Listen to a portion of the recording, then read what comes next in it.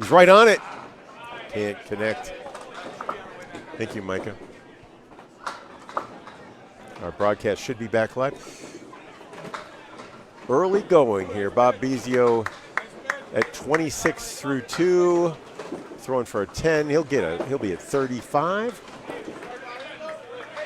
And Jordan cleans up for a 28. It's a 14-pin lead by virtue of the handicap for our team.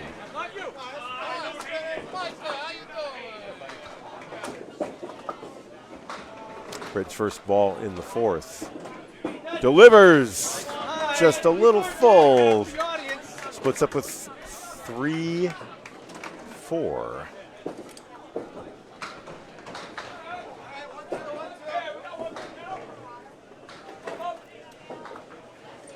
Britton, the baseball coach.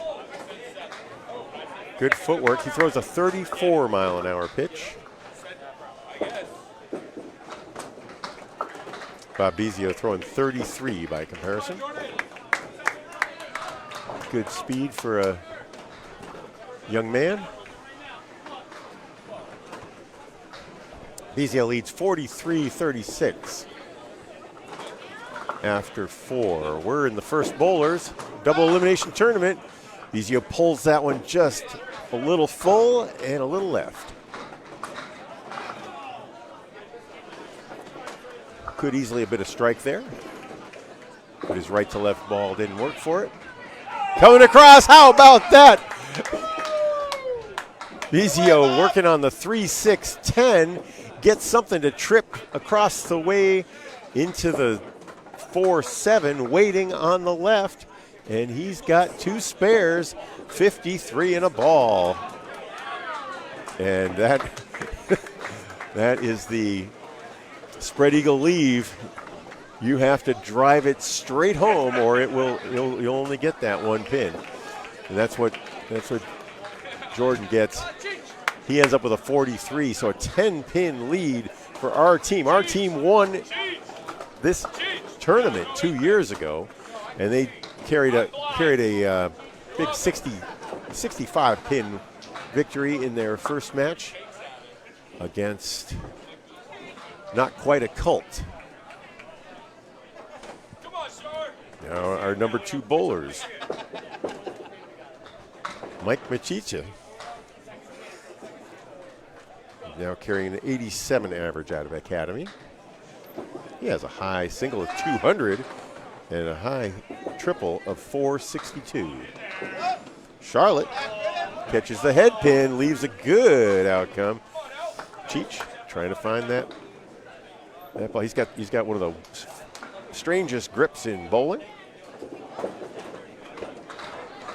Oh, good bid, no good. Cheech drives it home, and he's got a spare. Cheech throwing 35 miles an hour with his inverted grip. A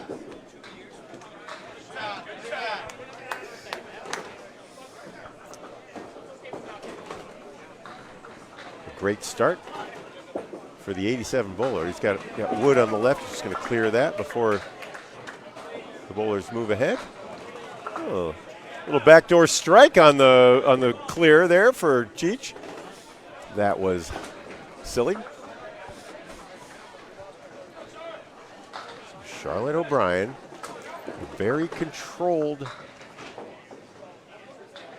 footwork. Watch her footwork. If you can see it really here. 1, 2, 3, and 4. Steps into it. Right on the head pin and a strike. It's a match.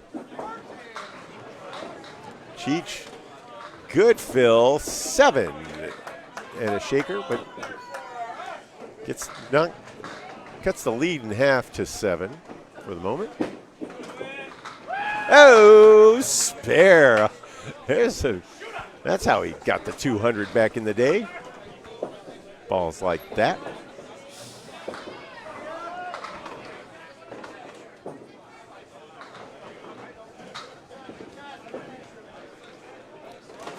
Charlotte's first fill on the strike. Delivers right. Pushes, gets a fourth pin out of it after knocking the triangle. She just gathers 4. Charlotte's still filling. That's the release she wanted. Can't connect on the back. What a 7 fill overall. Picks up 3 in that exchange.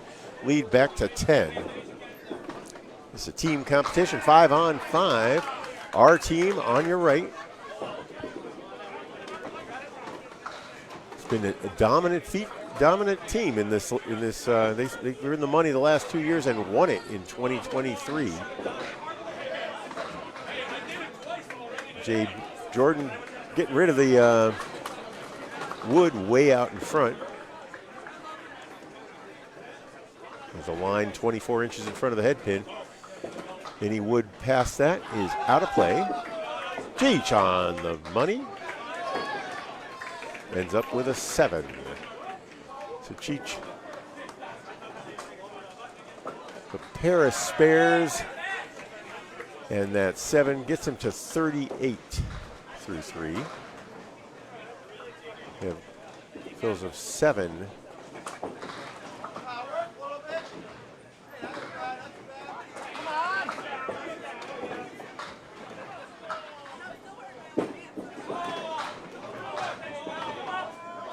I don't trust that score, though. They had him at 71. Okay, it's fills of 7-4. And with that 7, he's at 38. Charlotte at 35 with just the 1 strike.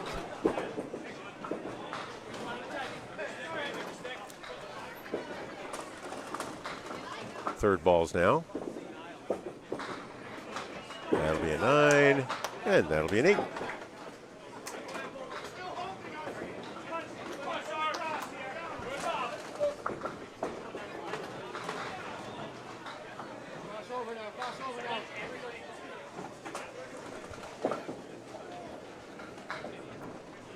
Our team leading by 15 in this match. Charlotte comes on a little right. Oh, no. Spread eagle minus a tail feather and an elbow on the left.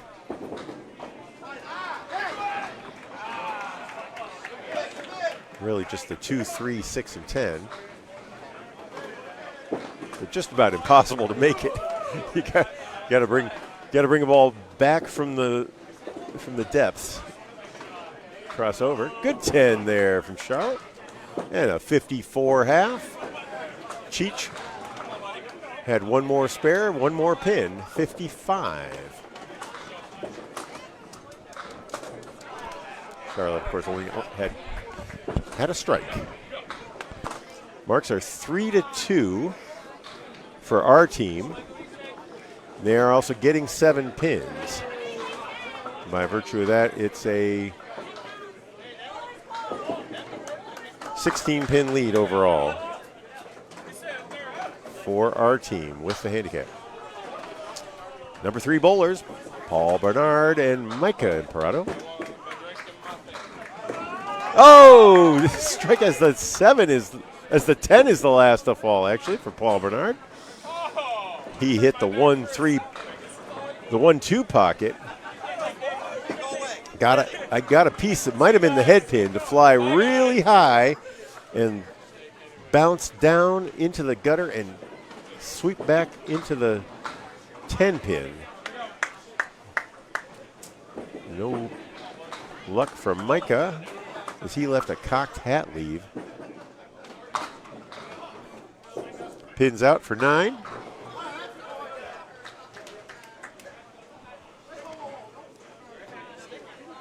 Our team continuing to overperform. They ended up throwing a 6-10 in the first.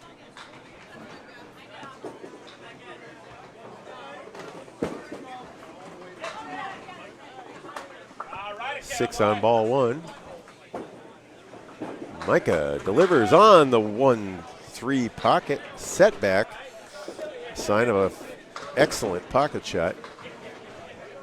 Just 6 on the fill, but the lead is now 22 for our team. Micah signals the field goal. Bernard throwing 34 for that 4 horseman for 10. And Micah goes through again. He's throwing 36 miles an hour out of the hand.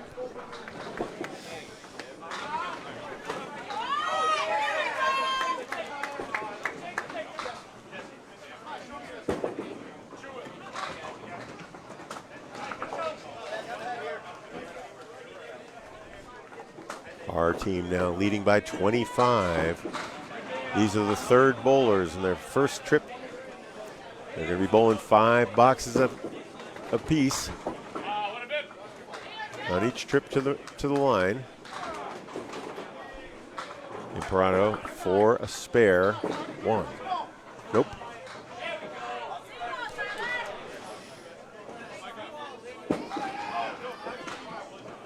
Good 9 there.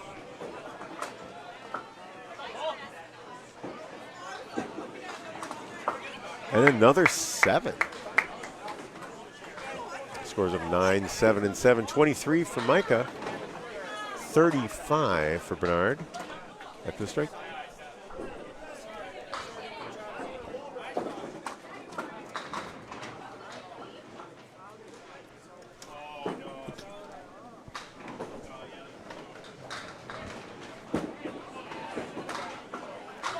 Okay, Paul's on Route 28. Micah finds the pocket and splits another one.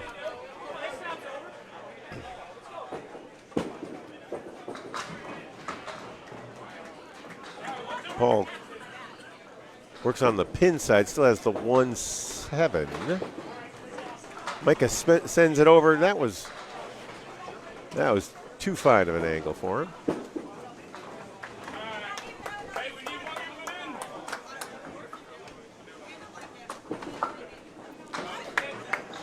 Paul now at 43. Micah cleans up to get to 33.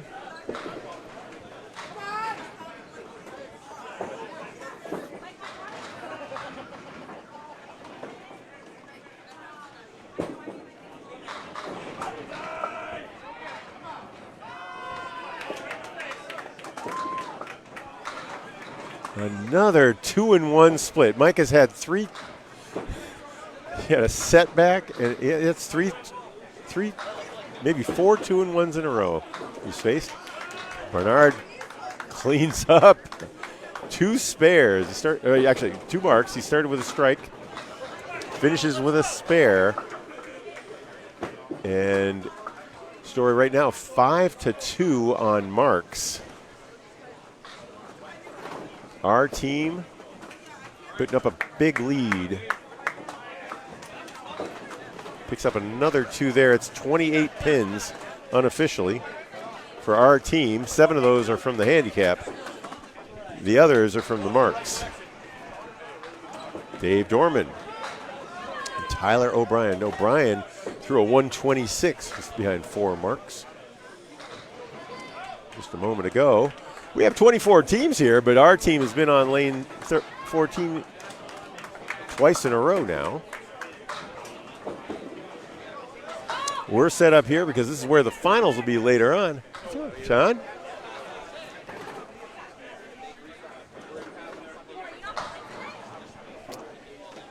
Tyler was throwing 39 miles an hour in the last game, 38 on his first pitch here. Let's see how Dave Dorman throws. Dave with a nice inverted delivery, 36 miles an hour.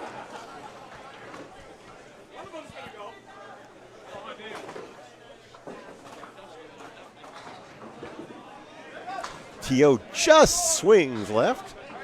Dorman delivers with the left hand, but from the right side. That's what I mean by an inverted delivery. He's carrying a 116 average out of Academy. Has a high single of 182 and a high triple of 433.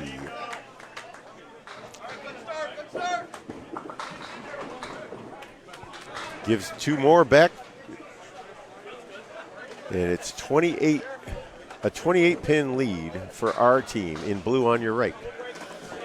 You have the many colored outfits of the City Walk. City WOK. This is the winner's bracket. Both these teams won in match one. Tyler gets the 4-pin to fall late. Just has a 10-pin remaining. For a spare in the second. Dorman comes in. He releases it almost it looks like it's between the 6 and the 10 on the far right side. You know, where the if you were to throw it perfectly straight, it would hit the 6-10 pocket. Tyler's unable to convert. Dorman just trying to slide it into the edge of the head pin. The ball carrying through. 9-drop 9 for T.O. and a little gainer there. 27, the lead for our team.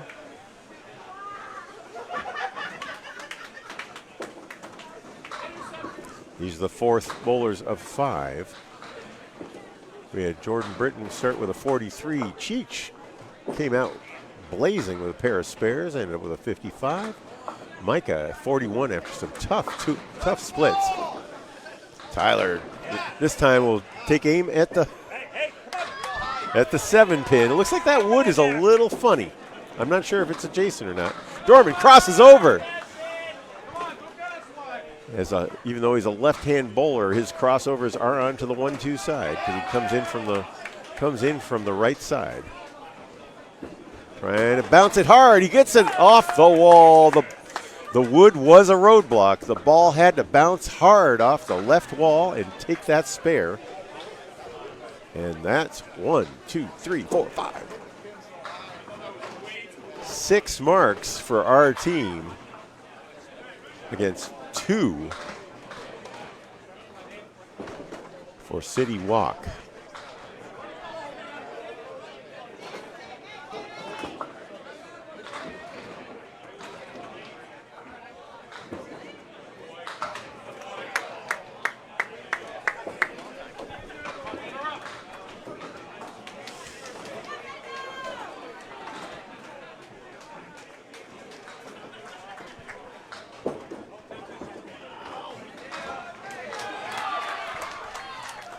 I have the lead at 28. I just checked the scores.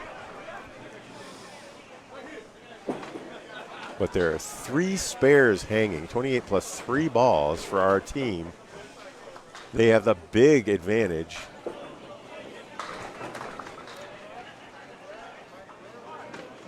These are the fourth bowlers.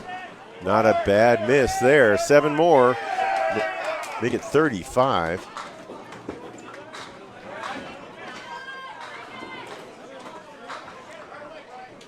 Dorman with 7 on his fill, so no blood in that exchange. It's now back to 28. Oh my, T.O. 2 spares in a row in the third and fourth. Dorman just a little left. Sets up 1, 2, 3. Kind of sets in there from about 11 feet in front of the line. Very abbreviated approach. He doesn't walk straight. He walks to the right as he releases with his left hand. T.O. also setting up from about 11 feet. 1, 2, 3. Delivers. Setback. A 7 fill. And Dorman trying to get himself back on it. So 35 is the lead right now.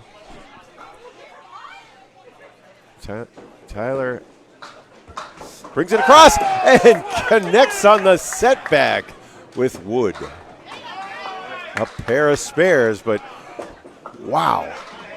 Our team 35 55-pin lead. 60 in that matchup, it's 63 in a ball to 55 in a ball. That's 8. We have a 12-pin lead for Paul Barnard. That brings up to 20, 19, 29 plus the 7. It is a 36-pin lead unofficially for our team with 3 spares to 1 through the first 4 bowlers. Duda rips. That wood's coming out of play. Otherwise, it would be set up for that 7-8. Unless it turns around and goes, it's stopping. It stopped. And it's going to have to come out. Micah Imparato. All right, so now Duda has the unenviable challenge of making the 7 bounce into the corner and flip back into that 8. There's a piece way over on the right that probably isn't a good idea. Just getting a 10 is not a bad idea when you're leading by 36 also. There's Corey. Corey carrying a 115 average this year out of Academy.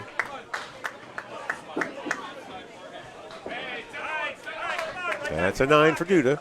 Duda threw a 125 in his first string.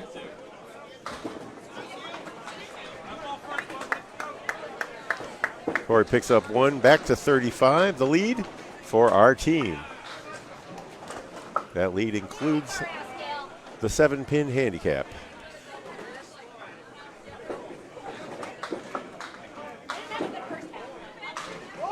Rip and gone. Duda strikes again. Corey finds that 1-2 pocket, leaves the 3-6. 2 pinners go at about a 51% rate.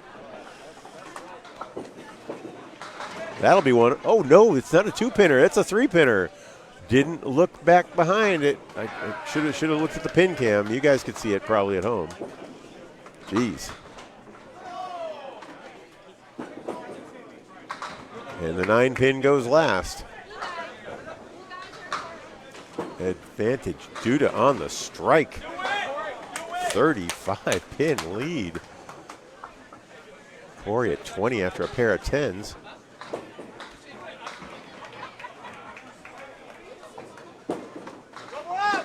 Nope.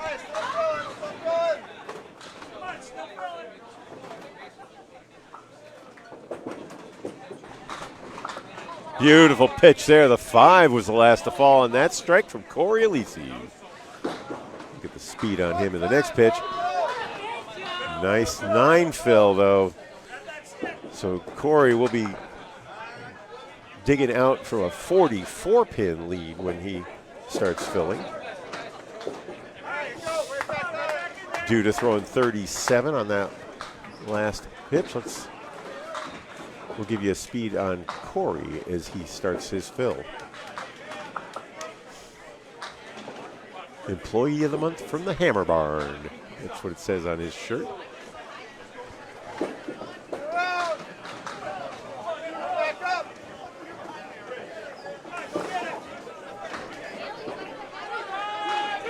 Corey's right on the spot again. He is throwing 37 with that delivery.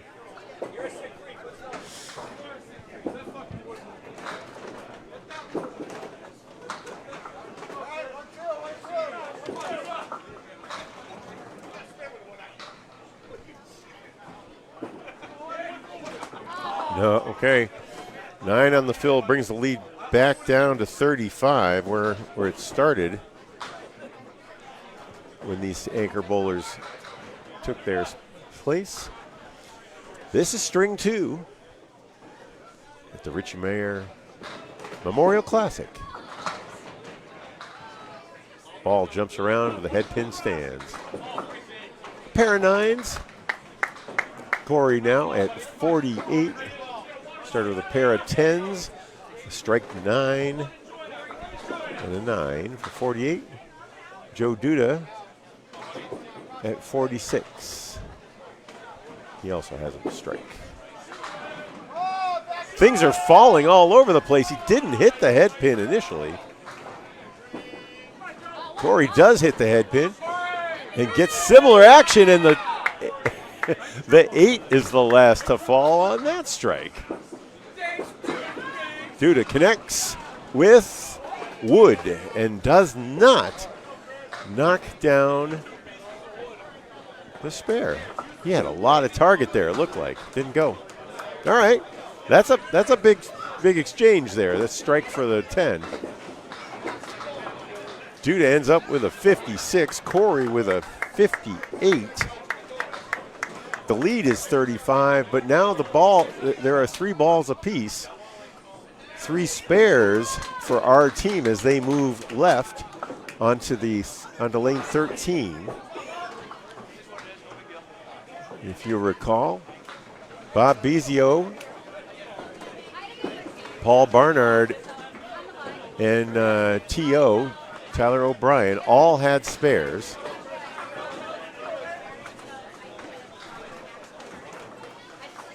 But Dave Dorman had a spare, and Corey Alisi with that strike. So they have 3 balls as well. 35 is the difference, though. Jordan, that means let's divide it by 5. Let's say each of these guys has to win by 7. You know, Jordan has to beat Bob. Cheech has to beat Charlotte. Oh, that's a fill. That puts the lead back up to 44.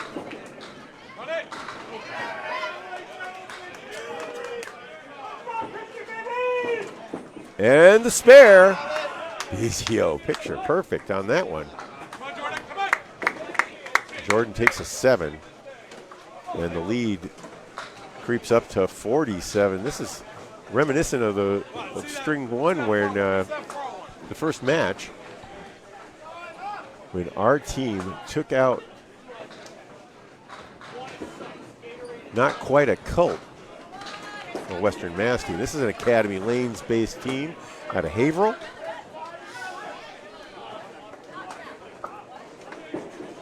Only Micah out of spare time. The rest, all the other 4 bowlers are all Academy bowlers.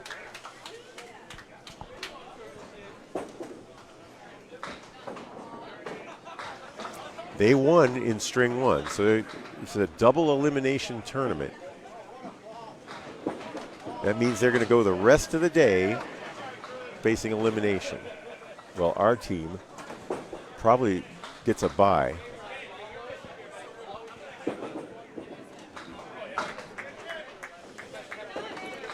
Britton with his first ball on the money and doesn't break it up. Paul Bizio, though. How about another 9?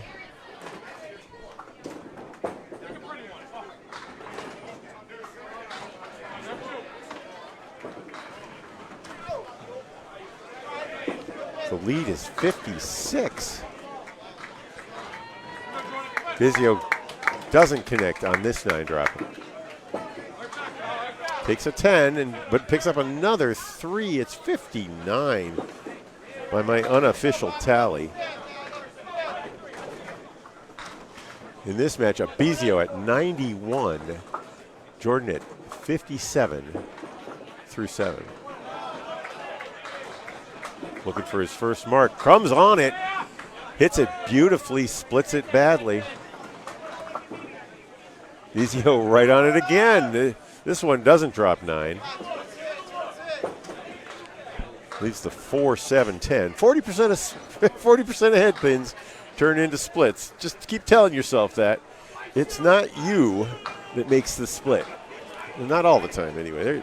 There probably a couple times a flat ball generates a split. But it's just uncontrollable physics. A small round ball hitting a small round pin. There's a 10 for Jordan after suffered with a couple of 7s. Picks back 2 there. Still a 57-pin lead for our team in blue on your left. Jordan Britton at 67 through 8. Wants it, hits it, brusts it up. Wow. Bizio back on the head pin again. And how about another 9 drop, this time with guide and a piece of wood that should all be good. I mean, he should probably play the piece on the right if he wants it. But Jordan, however, cannot get his wood to connect. And Paul goes right at the good wood and takes it out. How about that? He's after the 8, he's at 99 through 8, 109 and a ball through 9. Leading up to Jordan's 76. 33-pin difference here alone. How about another fill? That time he curled it. I saw his fingers on the right side of the ball as he released it. Sent that curling over into the, got a 4 fill. I see the lead is 61 for them. They may have lost 1 or 2 there a moment ago.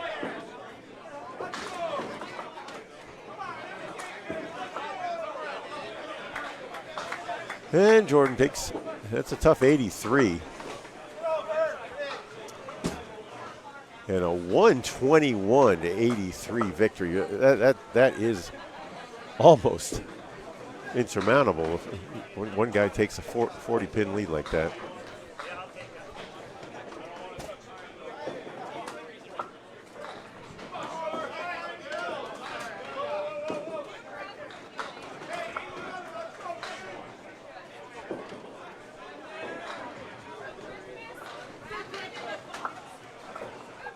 .121 to 83. That's a 38-pin pickup out of the first slot. Now Mike Masici, he's actually an 87 average. He has to give pins to Charlotte O'Brien, who's a 100.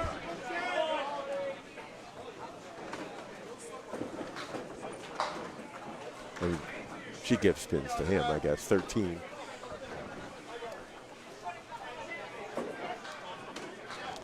Cheech started off with a pair of spares. Now has a little baby split with the 5-pin hanging outside. Sends it right. Charlotte had a strike in her first set.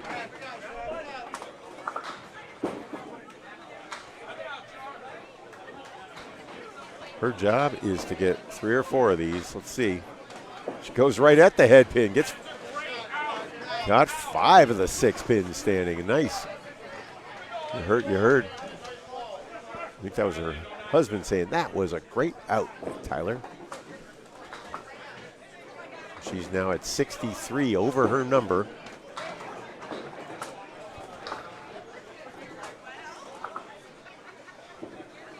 Cheech at 64.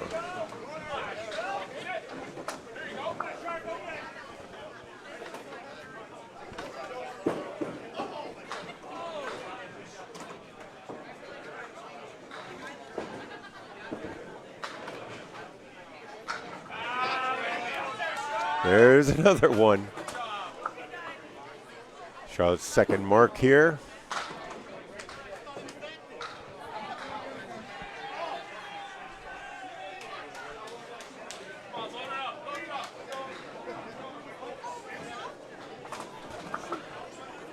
I have the lead at 55.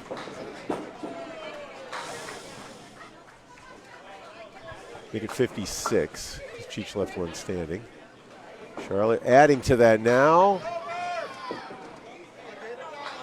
Another 6. Back over 60. 62.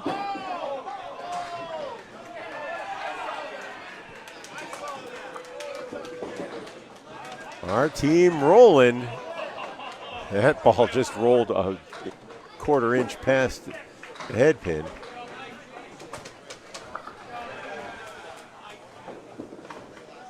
And make it 57.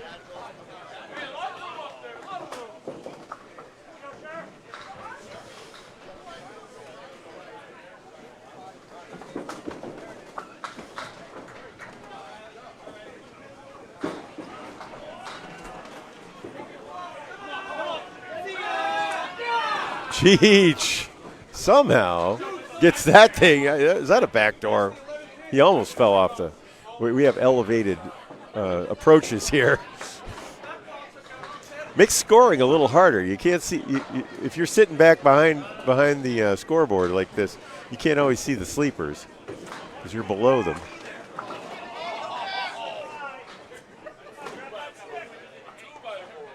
Cheech with the strike, though, gives hope to the City Walk team from Academy and Spare Time. Let's call them the Candlepin Corner guys. Cheech's third mark. Oh, his elbow turned a little on that release. Charlotte with picture perfect delivery, too full on the head pin.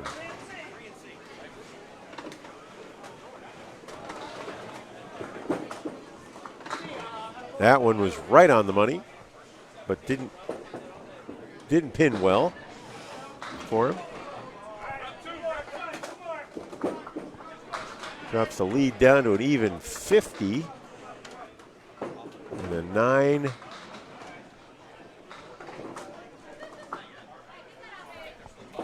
As Cheech ends up with looks like a 102. No, right here. 108. A 108 for Cheech. And a 105 for Charlotte.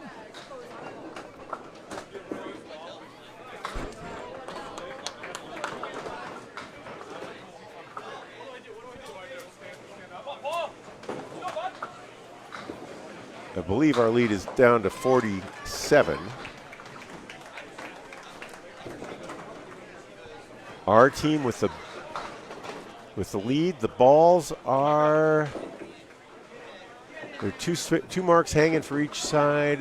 One of them is a strike though for Corey. So like a small advantage there.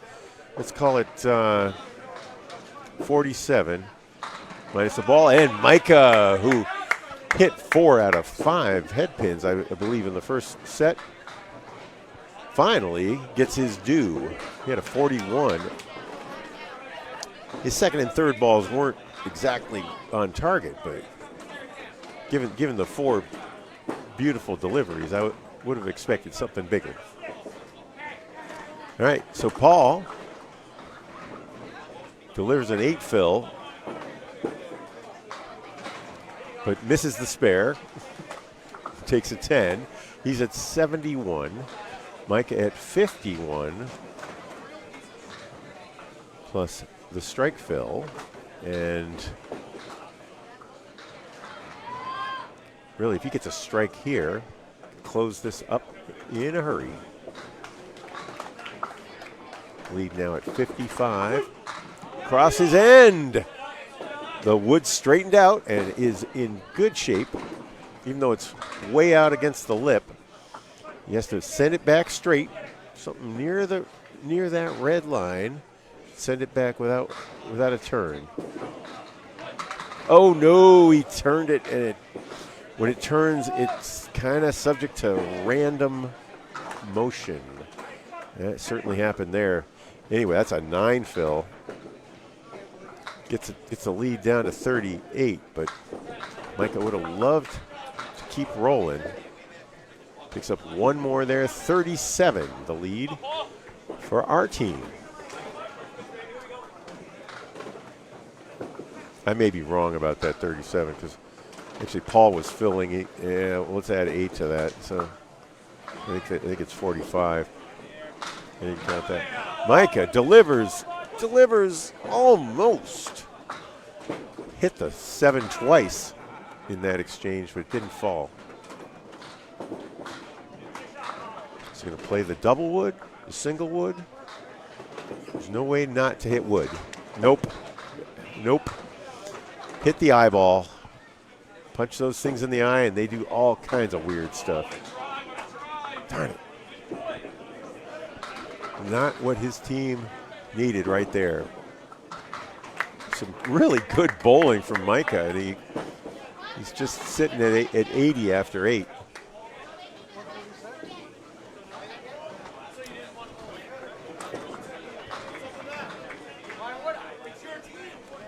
Our team rolling. I'll recalculate the lead in just a second. We don't have electronic scoreboards here. The big, there's a 38 pin victory for Bob Bezio in the first hole. Charlotte held her own against Cheech. Cheech had a 108, she had a 105.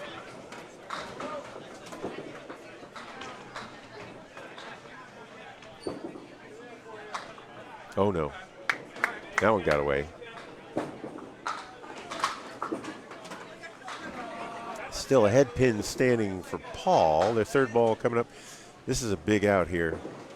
There's 6 pins standing for Micah.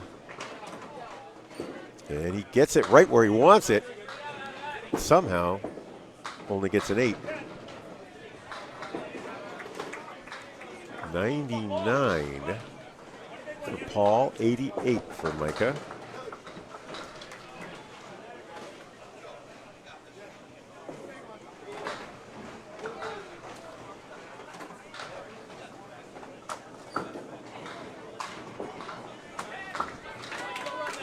And I have a 52-point lead. As I recalculated the differences. 52 is the scratch lead, and it's actually 59.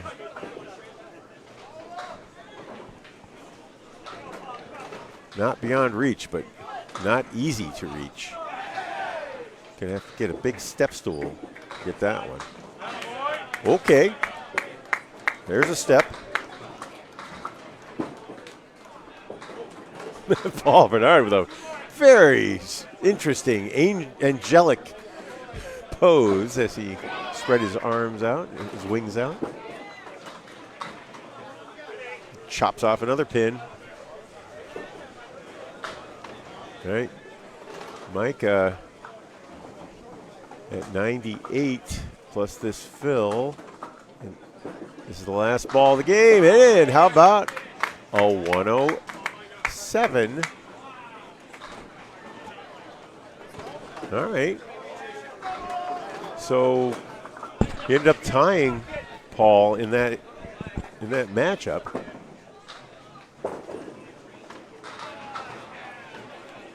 Now the number 4 bowlers, T.O. leading by 12. No, by 8. Yeah, 63 to 55. Leads by 8.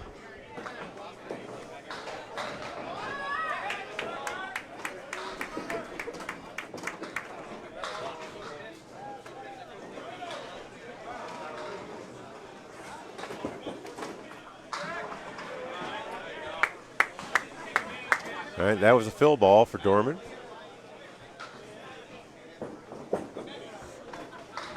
This also the bonus on the spare in the 5th. T.O. is on it, breaks it, and the extra energy coming off the left wall collapses the 3 pins. Strike on spare. T.O. 3 in a row. Spares in the 3rd, 4th, actually 4 in a row now. 3rd, 4th, 5th, and that strike in the 6th.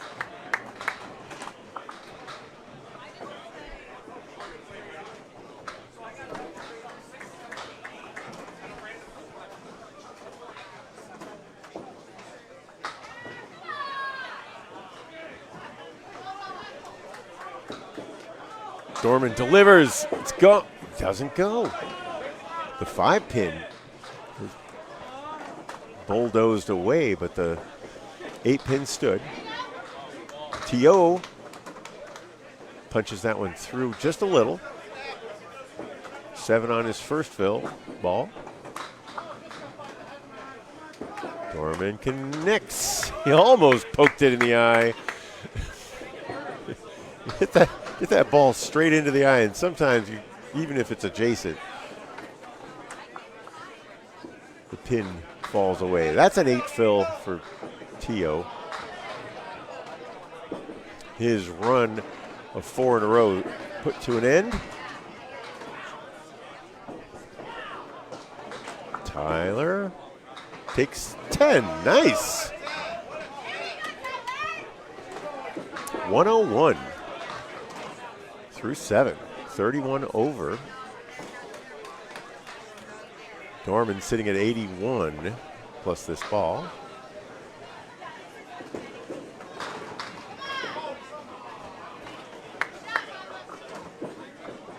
That's a 4 fill. Tyler gets the 5 pin to fall.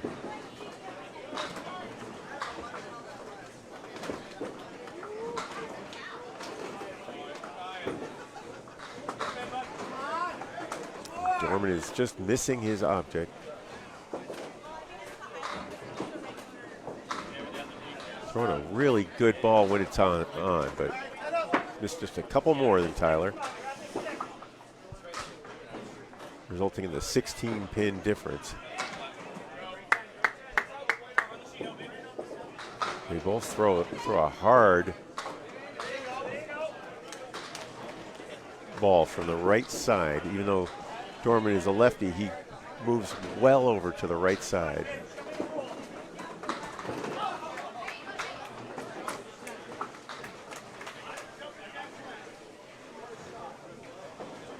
All right, first ball's in the 9th now.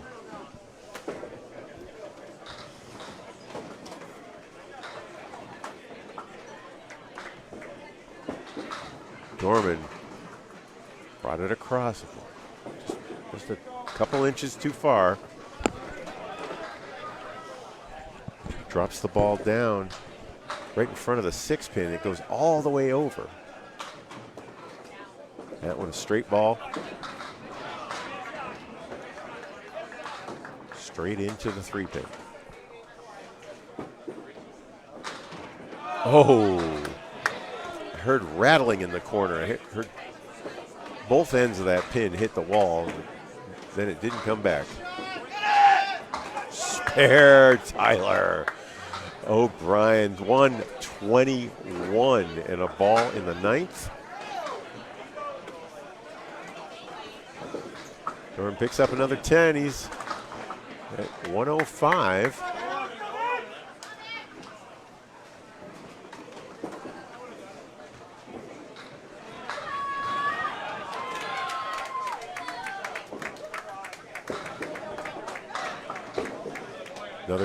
That was right on target, 36 miles an hour from Dorman.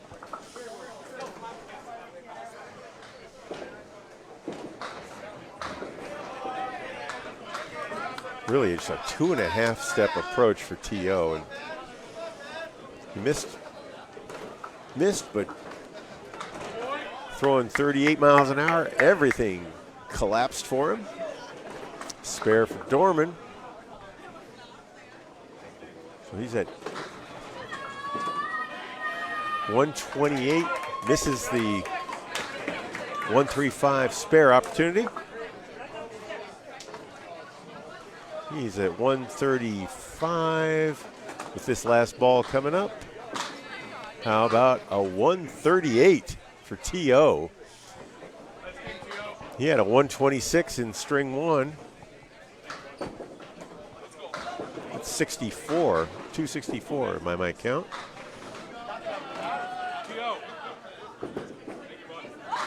And a great 20 bucks, but he can't fill on the fill, so ends up being a 125 for Dorman.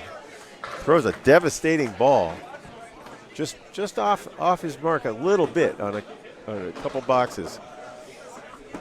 And T.O. picks up 13 in that exchange.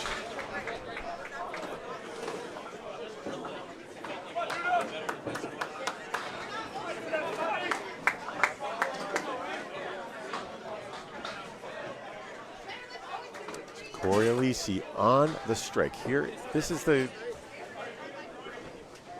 last best hope.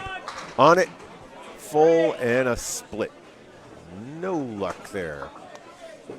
Really needs a massive side. I see the lead still being in the around 50.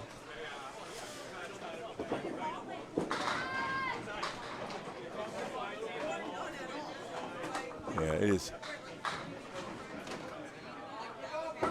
So Corey is at 67 at the half.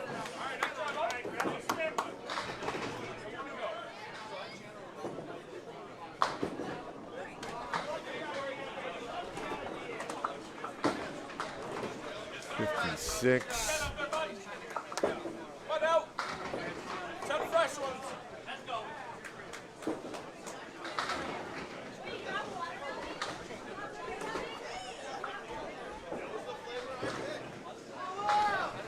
I have it at 52 unofficially for. Oh no, that's a spread eagle. We'll put the spread eagle prize out there for him if he can hit it. $25. Corey's. Oh, I think I've seen Corey make a spread eagle before. Not this time, though.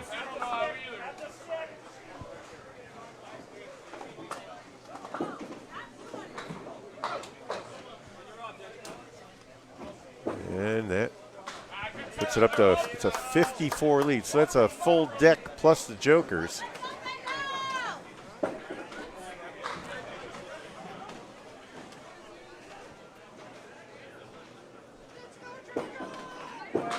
In 3 boxes.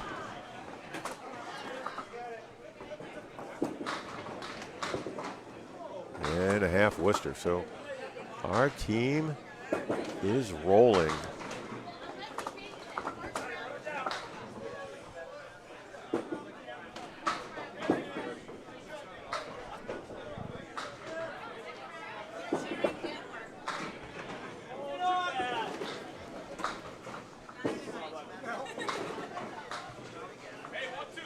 High-low jack for Duda.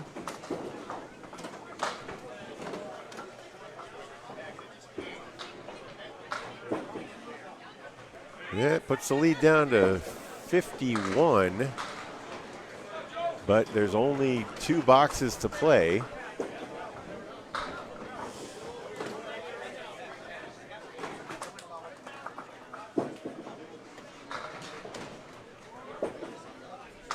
Which means, no, and another spread eagle. That'll do it.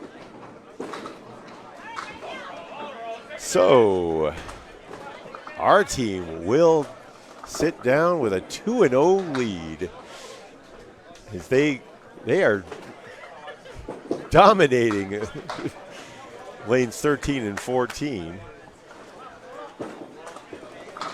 Their scores already in the 600s.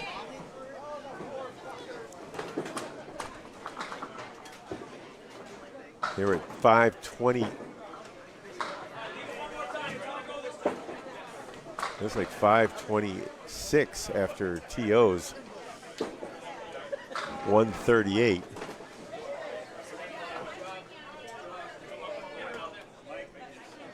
Joe Duda cruising to 93 through 9.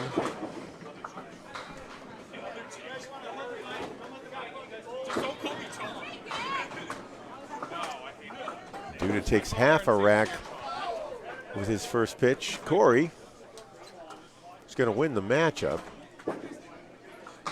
Another spare.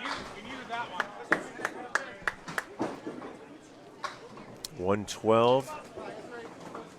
Plus this fill coming up. Joe Duda will throw his final ball. Still needing 1 for 100.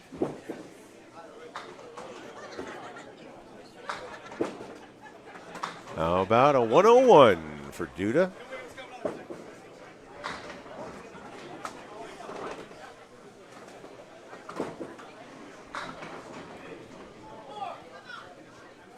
And that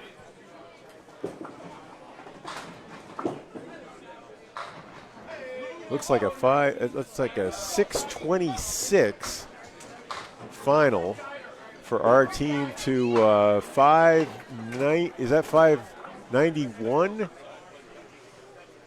As Corey finished up with a 121.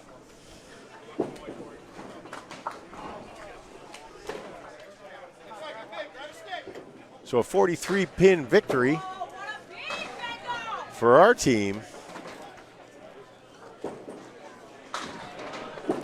But they are going to get to sit down, take their bye 2-0 in a double elimination tournament. They know they will be bowling well into the afternoon now.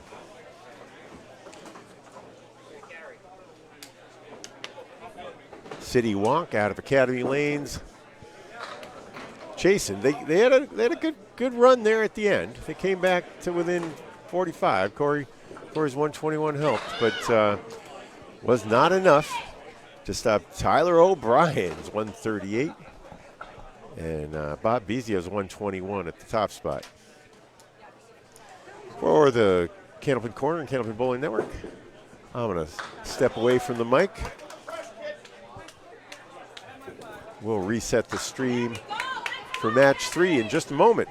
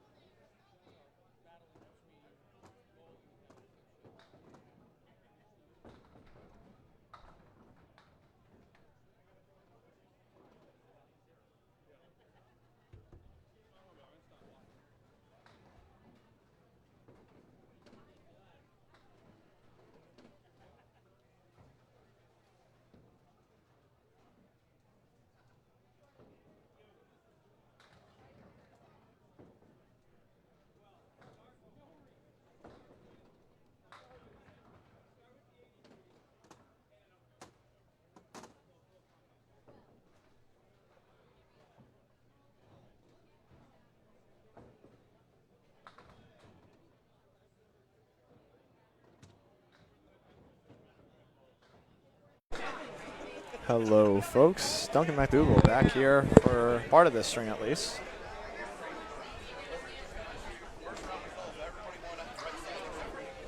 Our pink cam is a little off kilter, but you can still see most everything. Tell you the way the wood's lying. See if I can get Mike over here real quick.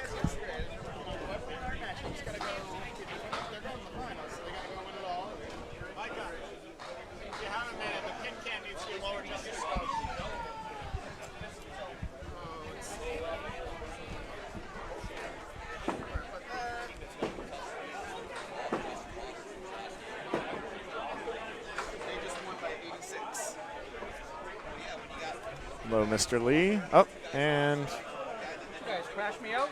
I think he tabbed out of it. No, just open it up right down there. Yep. We're good. He just tabbed out. If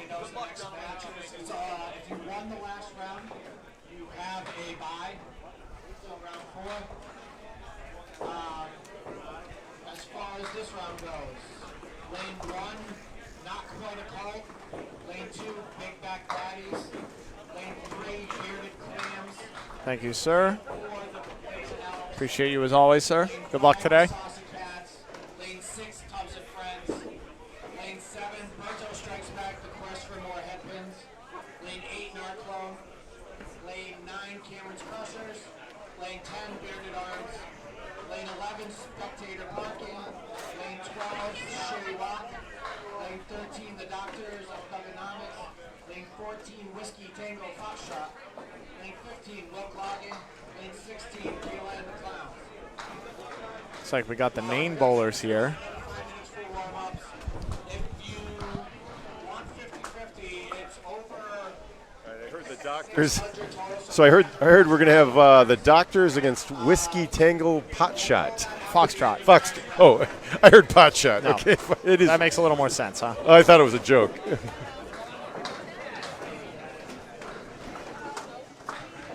I nearly hit a wolf last night, 2 nights ago, driving to bowling. It's a very Western Mass thing to say. Yeah. I thought it was a fox at first. The thing was taller than, higher than my my lights. Oh, so anyway, geez. I'm gonna go get the names and Yeah, that's fine. you can chat. So all of these bowlers now are bowling for their lives. Each one has lost 1 game. The loser of this match is going home after the first 3 strings of this tournament. It's the way that this tournament works. The random 8 teams have had a bye in the first one. The winners of the first match bowled again against each other, while the ones with the bye bowled against each other. And now this is essentially the loser's bracket now that we are going to have for you here on lanes 13 and 14. Have a collection of main bowlers here coming on down. Looks like Nick Brienzi and Lauren Belmont's team is going to be on up against them. Bunch of South Shore bowlers.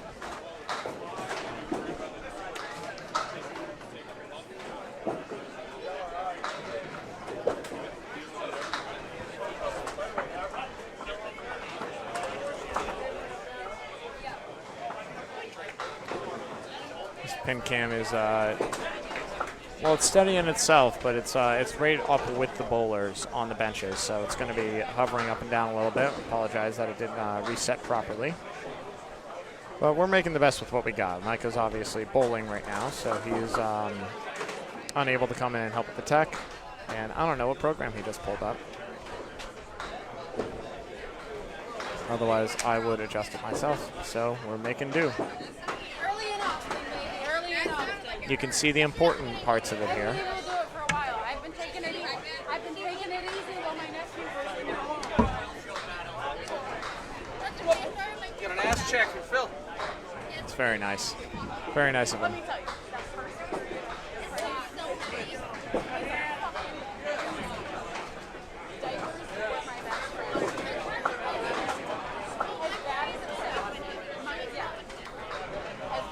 My team was lucky enough to pull it out.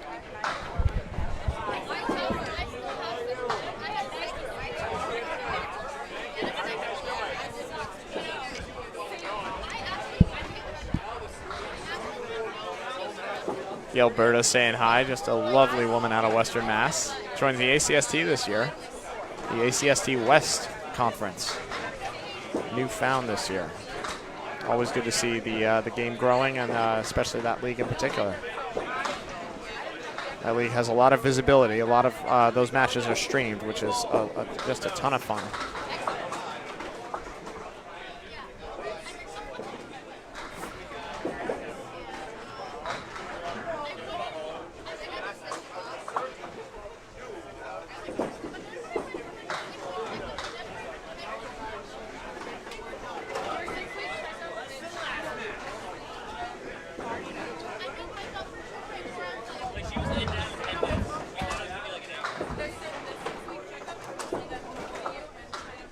Here are the lineups. I'm going to go get averages. All right.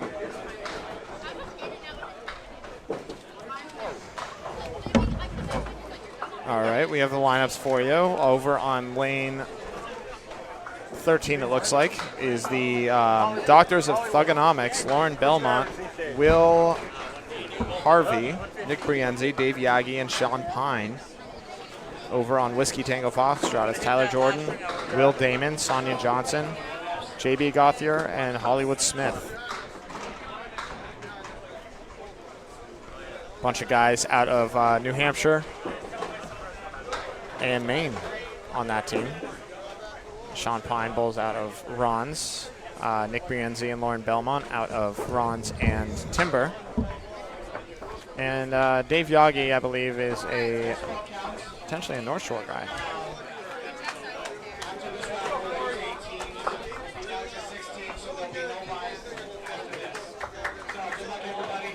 So with 8 teams being eliminated here, there are no more buys. Everyone's bowling every string the rest of the way in the winners and losers brackets.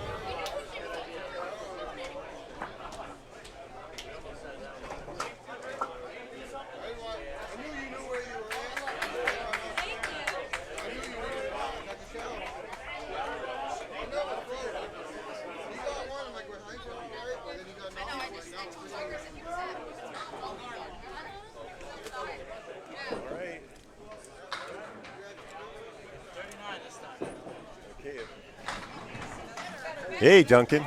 How's it going, Bob? Well, looks like we're going to have a 39-pin difference in the averages as we face the Doctors of Thugonomics. Yep. I assume they're getting the 39. Yes. Yes. A lot of high averages over on Whiskey Tango Foxtrot. Kind of an all-star team out of New Hampshire and Maine. Yep. Our main correspondents up here. I think they're the only team that's bowling bowlers from Maine. They pull in a lot of them, making a long drive out here.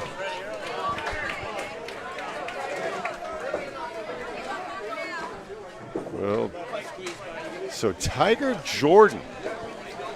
It's my first time seeing Tiger. Yep. He's going to wipe out 3 on the 4-pin to start. Lauren Belmont. Lauren's carrying an 86 average. You wouldn't tell from that ball. That's a hammer to start. Lauren Belmont that'll rips the pocket. It's gone. She's a Millis bowler. Millis and Timber, I believe. A lot of Timber as well. All right. Ron's as well, I believe. Okay, there's a pretty good pitch for a 9. Lauren and our partner Nick are consummate, are perennial bowlers at my Sawyer's King of the Hill as well. Ah, I see. They're there just about every month. Both of them have won it as well. Tiger Jordan is off the head pin that time after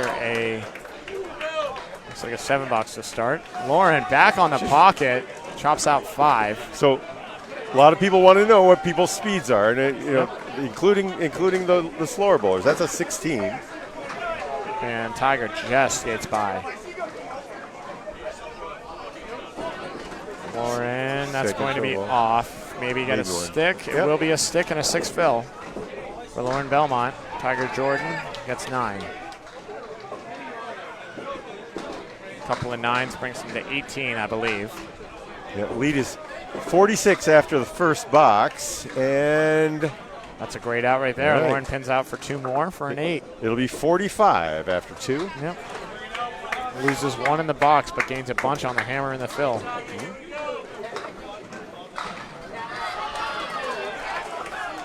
We don't have our scoreboards here at Candlepin Corner set up from Michael Imperata, but we will be. These are one-string handicap matches, 5-on-5. Yep. We'll try to keep the. We'll keep the total difference. And this is the losers bracket. So. Yep. Oh, elimination time. This right. is it. Yep. The winners are all sitting. If you're 1-0 or 2-0, including my team, we got a little good break. A couple bowlers bowling under, but pins down on 1 and lanes down on 1 and 2 are a little tricky. So, but yeah, this is the eight teams are going to be eliminated here, and then everyone else is bowling the rest of the way. There will be no more buys, as there will be 16 teams left, filtering down to, I believe, 8 and then 4 and so on and so forth. I believe we're having a lane reset problem on. We are indeed 13. on lane 13. Yep, I saw someone run into the back to take a look, so should be addressed quickly. So have you? What have you heard out there in the world outside of lanes 13 and 14, Duncan? Have Well, you- I heard that the team of Justin Waters, Craig Holbrook, Josh Daly, and a couple others, I believe. I'm trying to think of who else. Spencer Alichi's on that team as well. I forget who their fifth is, but they threw a 640 scratch, 642, I believe. Oh, yeah. They went a little ballistic there. Definitely a couple of teams lost some heartbreakers in that second one. Brandon Fendo Martins won brought his team back in the last half to win that one by about 3. Wow. Well, we had our team came back They for came this. back? They came back to the lanes Yep. and just dominated. Oh, so they lost their first one then? No. Oh, they won. They Okay, won. they So won. they won, and they won both their matches here on lanes 13 and 14. Well, good for them. And we have a reset for Lauren Burlmont's lane 13. 10 pins up. Let's see if she can knock him down here.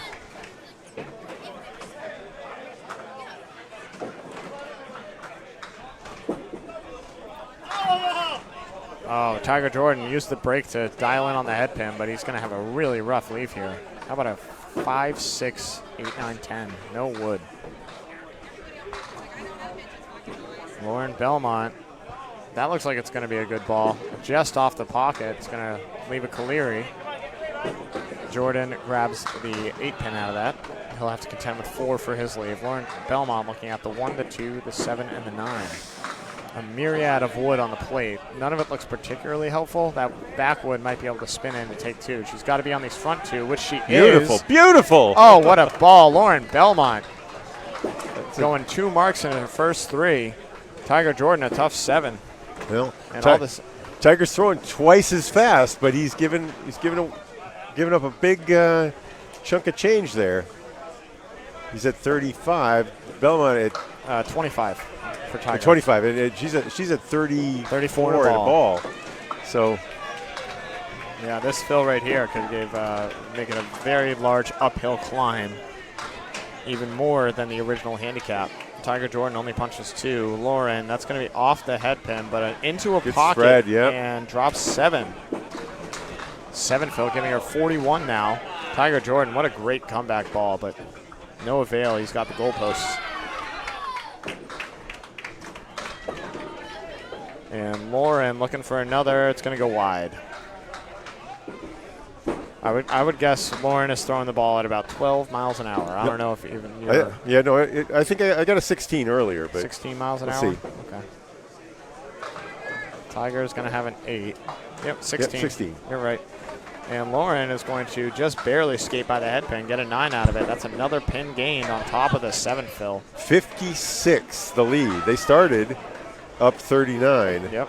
And that's Lawrence only picked, grown. and Yeah, Lawrence picked great up 17 here. Outstanding half from Lauren Belmont. She is Throwing your first ball. We've seen a lot of first ball strikes on lane 13 in particular.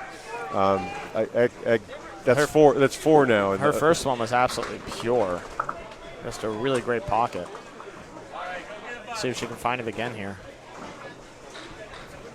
She's got her headphones in. I know she likes to tune out all the noise and just get up there and throw. Yeah.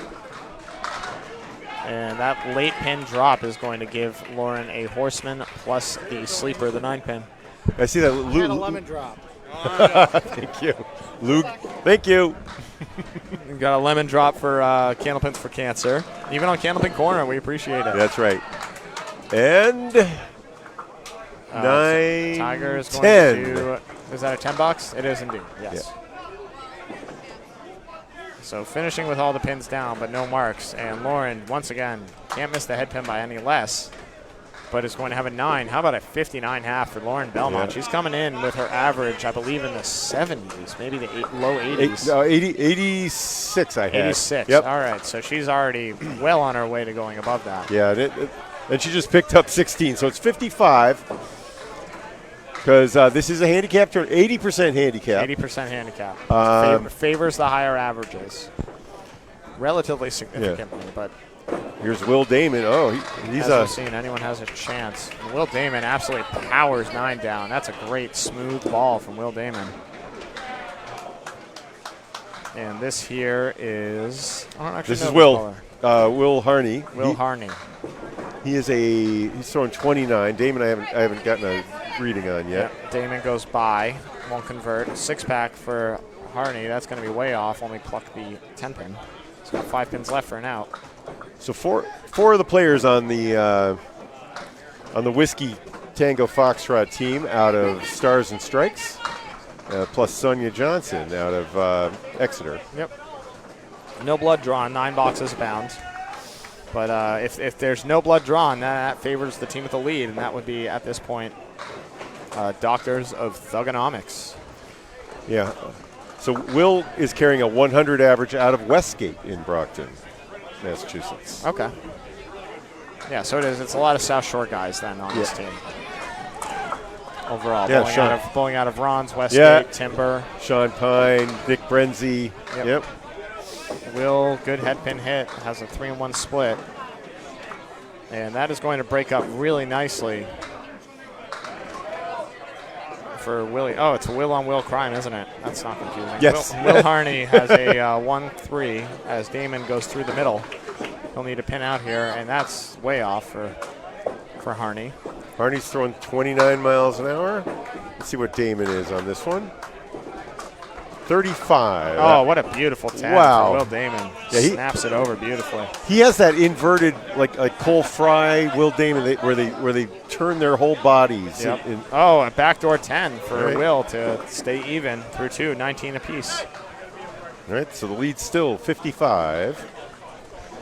I understand why the winners have to sit to go the losers bracket, catch up. It's frustrating after you win one. It's like, oh, you sit again. Oh, man. Will is dialed on that 3-pin, only takes out 2. Will Damon has a 6-pack on the right-hand side. Was also on the 2-pin. Throws a great ball at it and just skates by the head pin. That's all that's left standing. Harney only catches the head pin. And the 5. Imagine that. Oh, the 5 does fall. All right. Really tough 4-2 leave here for an out ball. And Damon goes way wide for a 9. And Will Harney, right. He'll steal 7 out of that somehow. Just made the 6, 7, 10 with no wood. That's really easy to do when you're not aiming for it. Exceedingly hard when you are. You know, it's almost this counterintuitive thing where if you're throwing from left to right, somehow it comes back sharp. Yeah. You'd think you'd want to hit it straight. One would imagine, but it's interesting how that works. They do shoot across somehow. Yeah, the pin falls away off the deck for Will Damon. He's got a naked 7, but there's a lot of wood in the gutter, none of which is good. And a lemon drop. Nope. And he will not take the pin, so he'll be able to shoot it for a 10, but it will not be a spare.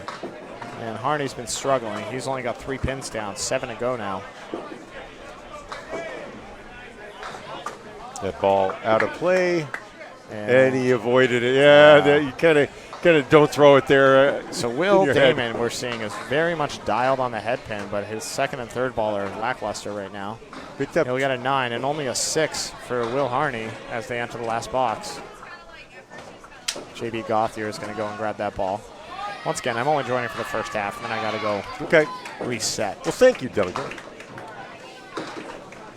And this will be hopefully the last time I join you, because that means we're still bowling. Yeah, we'll see you out there in the semifinals and finals. I Yeah, hope. exactly. Maybe sooner. I don't know where they're going to put us next. Whoever we're up against, they're in trouble. That's all I'll say. 7 drop for Will Damon. A 1-2-7. Should be able to go with a good ball. It is a good ball. It's a little light. Skies up and leaves the 2. A bundle of 7 for Will Harney. And only chops 2. He's not throwing a confident ball right now. Will Damon goes way wide again. He's right. definitely a little wild right now. These are big balls. You're facing 5 pins, and they're in that double. Oh, good 9 there. Huge out right there. Yep. Will Harney to keep pace almost. So, yeah, so Will Damon picked up 5-4. No, 5. I think it's 5. Yeah, it's 5. 46 to 41. Yeah, so it should be a 50-pin lead for the South Shore team. Yeah, Will Harney really struggled there, but Will Damon could not capitalize. As Whiskey Tango needs to get marks where the Doctors are not in order to make up that lead. Pinning will not get you there most likely. Okay, Sonia Johnson's first pitch on 14. Yeah, Sonia Johnson, we've seen her in a bunch of stuff. One of the best lady bowlers out there. She's throwing 29 out of the hand. Brienzi chops out 4. Brienzi also in a fair amount of tournaments, also in the ACSTB South, along with myself, bowling out of Timber this year. 31 on that one from Sonia. Very thankful that he's bowling out of Timber. I like going down there for that house. I was able to, was lucky to get 12 off of him in our match. He went wide. He still has that 6-pack left standing as both balls tailed off to the right. Sonia pins well for a 9. Brienzi finds the ball there and gets 9 of his own. That's a great out. Still a 50-pin lead. 39 of which were from the handicap. A little easier to keep that hand scoring when you're not calling 2 matches at once, huh? Like we did Yes. up at Yes. Worlds. That was insane. It was insane. Not I don't think that's good for the viewers too. The most insane part was we actually had it right for most of the way, including at the end when CPL had the count wrong and they thought they had won the match. They ended up losing by 10 or 7 or something like that. Yep. Well, we weren't sure enough to say, hey, they just lost. No. But we're like, why are they celebrating? Yeah. Neither bowler converting a spare. Both bowlers looking at the 1 and the 10. All right. Sonia trying to pinch it in there and send it over. Nope. She'll settle for a 9 on the object. And Where are you broadcasting? Candlepin Corner on Facebook. all right. Both of them at 18 after 2. 50 is the difference. Nick Brenzy bowling for the Doctors of Thugonomics. It's a great name. Outstanding name. Sonia way in on the head pin, dialed, but a tough split again. Nick Rienzi finds the head pin in a smaller split, but the same split nonetheless. Instead of a 3 and 2, it's a 2 and 1, but both bowlers are trying to cut that 3-pin over, or the 2-pin over. Sonia's going to chop it. That's a lot of fun. And Nick, he tried to go outside, send it off the wall. Good sidewalls here to send stuff around. I'm sure you would know better than me, but just from what I've seen. Yes, absolutely. Sonia's going to pin out well for an 8 there.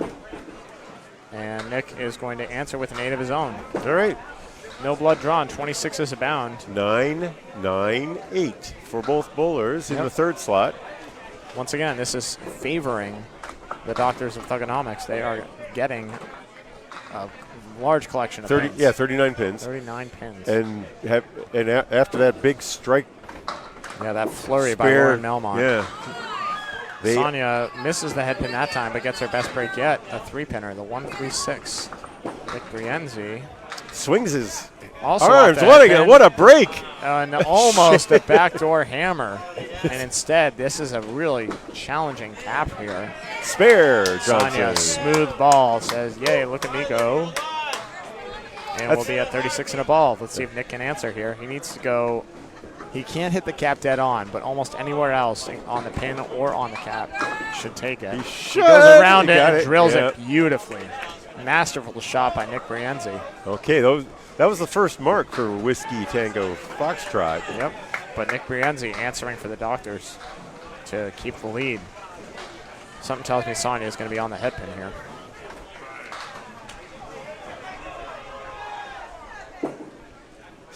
Just off. Oh, how about a 2 fill to start that? That's brutal. Missed by a little more and got one more pin. Yep. 3 fill for Nick. That's a gainer, but neither bowler happy about it. First time the lead has moved in a little while. Yep. And what a great ball from Sonia, just a hair light. Nick trying to answer, throws a great ball of his own to no avail. Sonia looking at the triangle 3, Nick Brienzi, the 5, and the 7. And Sonia blows it up for a beautiful 10. All right. And Nick needs a pin to stay even, and we'll get it. So it's still 50. 48 apiece. Nothing decided in those That's 5 right. boxes. So the 50-pin lead holds for the Doctors of Thugonomics. Number 4 bowlers now, Dave Yagi and JB Gauthier. JB has moved up to Stars and Strikes. He was at Canal just a couple of years ago. Yep, made the transition up to Maine and is still bowling absolutely excellent there. He's also in the Friday Pro League, I believe, for Shooter's Pub. Yeah, so they must be coming down it's a good hour or more. Depending on where you're going, you can go as far as Millis or Hingham. That's true for that one as well. So that's a long drive for a Friday. And JB light on the pocket, nice 7 drop there. Looking at a plank in front of this 3-pinner. It's a little challenging, but should be able to blow it by. He just needs to figure out how to take the 7. Yagi, wild delivery, but grips the middle. JB trying to cover. He got it. 36 for JB. Those are the marks that Whiskey Tango needs to chip into this lead, as Yagi's going to need to make a miracle shot. Almost does. Just skates by the 2-pin. Now he's looking for an out here. With all that energy on his delivery, it's a 35-mile-an-hour pitch for Yagi. Dave Dorman just threw a hammer over on lane 12. And he'll pin out somehow for an 8, or for a 9 even.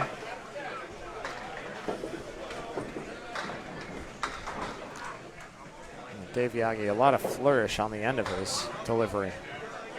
JB Gauthier, very steady. And he's going to wipe away only 3, maybe 4. No, it's going to be 3 on the fill. All right, that drops the lead to 46. Yeah, but we know he wanted more.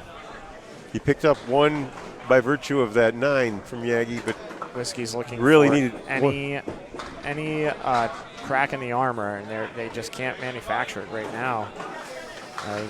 Now that they're getting the marks, they're still figuring out how to fill him. Yagi, meanwhile, a really lucky 7 drop on that. And this is about as set up as it gets for this leave. How about this, Bob? The 1, the 2, and the 9. But look at all that wood in there. I don't think there's any way that the ball can get around after you he just hits the rip the head pin. The ball's just going to go through if he hits. Goodbye. Wow. It kept everything contained to rummage around in there. And look at that thing. Oh, my goodness. What a beautiful 10 on the Greek Church by J.B. Gauthier. All right, so it's still 46, but 46 plus a fill now. Yagi looking to draw things back even in this matchup. The story so far, Lauren Belmont's hot start. Yeah, 59.5 for a 86 average bowler. JB off the head pin again. Yagi way off. He's going to grab 3 on the fill. Yeah. JB looking at the 1, the 2, the 10. There's good wood. The 2-pinner. And it just goes wide. The wood chip. I was thinking you might want to be outside on that to get the wood a little higher. It was a good ball nonetheless. Yagi off on the right side again. Has the horseman left for his 3rd ball. JB, oh, look at that. He made a single. Shocker. JB, an outstanding bowler out of Maine. Picks a lot of pins. Yagi goes wide for its 6. That's a gainer of 4. Minus the fill gives him a gainer of JB a gainer of 3 nonetheless. So it was up to 50 for a second, and it's a 47 now. Yep. JB Gothier only 2. Uh-oh. Living on the head pin early, and now he's struggling. He's left twice, now he's right. Miyagi way off, only 3. Little off balance. I think that he could just slow his feet down a little bit. He'll be in business. Speaking of, JB rips out 7. Of foot control, you mean? Speaking of, yep. That's what I'm seeing, too. Yeah, just a little quick to the draw. That's why that ball's lagging off to the right for Dave Miyagi. There's a lot going on in his steps. He's moving them up and over each other, so it's not a simple move. No, that's an excellent 10, though, from Dave going outside to drive it home. 10's a bound here in this 4th box. Still a 47-pin lead for the doctors of thugonomics. 43-38 in the head-to-head for JB, up 5 against Yagi. And JB Gothier is going to wipe out 9 off the head pins, leaving a wiggling 4. The wood is probably touching it, but I don't know it's if I on. would count on it. I don't think it's on. I think you drive this home. It's fallen back enough where I don't think that cap's a factor. I think you just hit the pin. Frankly, you might even be able to go to the other side. Yeah. Yeah, I guess so. Yep. Yeah, that was a guide, right? That looked good. Yep. And he's taking it, as he should. Yep. Oh, what a bid from Yagi on that top 5-7-9 leave. Somehow the 9 stays up. Yeah, it's the bowler's call on that one. That pin was definitely hanging in legal territory. Yeah, he hit it good. Yep. Not a doubt in my mind. I mean, he looked at it and said, "No, it was good." He thought about it and said, "No." Yeah, I would have played it over there. I would have said, "Don't be just be a little left if you're going to be anything." Interesting. Yeah. I would have been thinking on the right because I think it was touching. I don't think so. Yeah. I think it was just by it. It could have scraped and Maybe wiggled scraped, it. Yeah. But I like the guide on the other side. It was high enough to drive it. Good point. Mark Hollywood-Smith and Sean Pine back up. Mark Hollywood-Smith, obviously a monster in tournament play, and Sean Pine in the Class A this year for ACST South. Yeah, he takes the most convincing practice stroke of any bowler. He looks like he's about to throw that thing, and then this might, yeah. He takes the ball with him too, which is at some point he's going to foul and get in trouble for that. One of these days, not this time at least. Big 8 drop for Sean Pine, rocking the head pin. Mark Hollywood-Smith, the horseman. Spare bid. It won't go. No luck. Meanwhile, a 2-pinner for Sean Pine. He goes way wide, flicks the 4-pin out, but it won't collect the 2. And that pin will need to be gotten. That is out by a country mile. And Will Damon right on it. You can see the soles on Will Damon's shoes as he runs. Like most pros, he's got a rubber push foot and a leather sliding foot. You're rare to see anyone have a leather on both. Oh, we have a few. We have quite a few in Western Mass. I'll tell you. They don't know. Some of them they don't. They just like this. I would say at this level. Yeah, but they like it that way. Sure. Each their own, man. Think of a couple like Cameron Green. Oh, Cam is using double leather soles. 10s are wild here in this first box for Hollywood and Sean. The lead is still 47 for the Doctors of Thugonomics. Yep. So they've only gained on their handicap. It's gonna need to be a big finish on this half by Mark Smith, and then a nice back half from the Whiskey Tango Foxtrot bowlers if they want to stay here. They drove a long way. They don't want to be out after 3 rounds. I don't blame him. Sean Pine off the head pin. Mark Hollywood as well. Yeah, Maine is way more east than north of here. Yes, it is. Smith has 7 pins on the deck left. That's a great ball. Oh, it goes! And it goes. What a shot from Mark Smith. Hollywood, by the way, carrying a 115 average this year. Yeah, Sean Pine didn't miss that head pin by much, but it's the only one left standing now. Looks like we had a lane malfunction over on lane 13. And Sean's going to drill it for a couple of 10s, 20 through 2. Mark Smith at 20 and a ball. All right. 8 fill to get it back down to where it started, 39. Mark's got the same problem as me where it almost feels like you're going to hit your head on the freaking yeah, I see that. On that. Although not quite. You got to put it out of mind. Mark's going to drop. That's not bad. 7 on the fill. And Sean Pine's going to rock 9 on his first ball. This wood is trying to fall away. I think Sean can see. Yeah, that red line behind it should go. Mark can't get it. He's at 27 through 2 and will be open. That red Sean line. Pine trying to drive it back or go around. He goes around, but too far. Wraps around. That was the danger right there. Mark Smith drives it home. Wasn't there for a 9. It may have been with the wood that he sent away. Okay, that was a wild pitch. Yeah, that was not the ball that Sean was looking for. 9's a bound, but the 7 fell from Mark chipping away. Still 40. I know Whiskey Tango would have loved to see that handicap evaporate to about 20 pins or so after this first half. It's going to take a monster effort from Mark. That's right. That would have been the trend. Yep. Okay, spread eagle. Taloned eagle here. And wow, Sean Pine, Let's get out another 9. Just play the frickin' wood. Cap it. No, you can cap that one. It's on. Yeah, but you can miss it too. If you're going to miss left. Yep, that's where you can miss it. See, it's all good. All wired. Sean Pine will not be denied 2 in a row. Gets the spare. First of the string for Sean. He's at 39 in the ball. Mark Hollywood Smith pins out nicely for a 9 of his own. All right, 45 for Mark Smith. But Sean Pine can take the lead head to head. That's a 41 pin difference now for the Doctors of Thugonomics. And Lauren Belmont leading the way for all bowlers at a 59.5, coming back up for the Doctors. If she can continue that, it's going to be very challenging. Big 9 drop for Mark Smith. And a rester. And a gone. It's a strike. Late falling hammer for Mark Smith. And a two-fill. Uh-oh. So that all of a sudden it's 43, but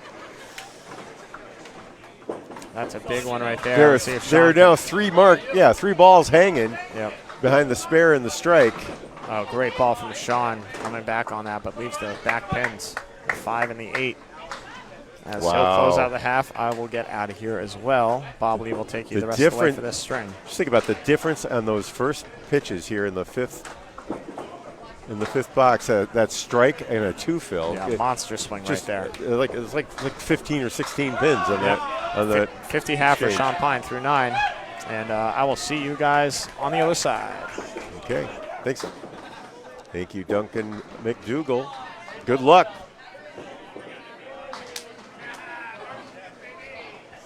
All right, so the lead as we switch sides is 42, the meaning of life.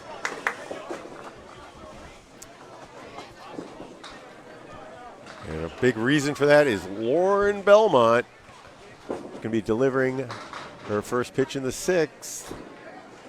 Been very direct using that 16-mile-an-hour pitch. Tiger Jordan, wide right. Lanes are 42 inches wide, sometimes 41. Belmont clears the mess on the right. Still has a 7 pin left. This for a 10. That'll be off and no wood to help. All right, that looks like a 6 for Tiger. That's a 5, actually. That's a 5. So another 4 points gained there for Belmont. She's up to, it's a 46 pin lead. 20 of them here in this head-to-head matchup. Yet most of the rest, 39 pins from the handicap. Belmont delivers another one onto the corner pin. And Tiger finds the head pin, splits things up. 6, 10, and 7. 6, 10 on the right, 7 on the left.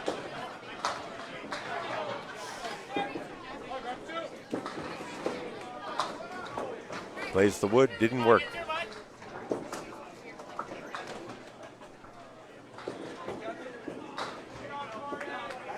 And Belmont continues to deliver a steady ball. 9 apiece there. And the lead stays at 46.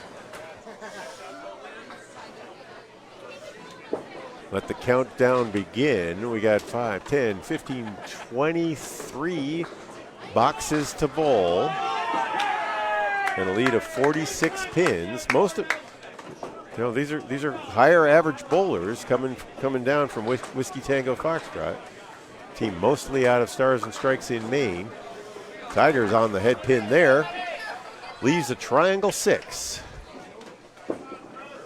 Belmont looking at 7 pins on the left. Takes out 4 of those on the right. Still has the 1, 2, and 5.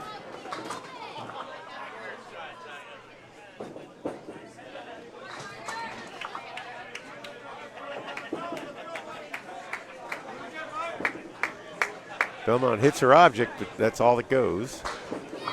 And Tiger cleans up for a 10. Little gain there. It's down to 44, the difference.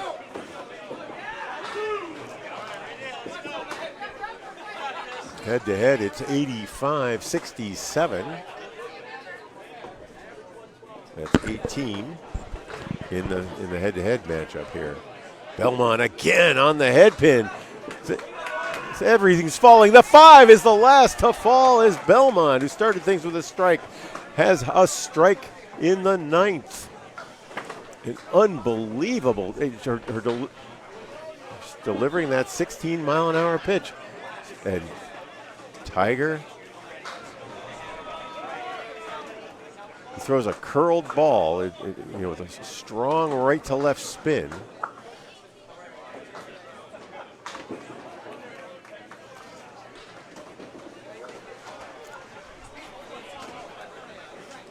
Tiger throwing 32, Lauren throwing 16, but it's been all Belmont in this matchup.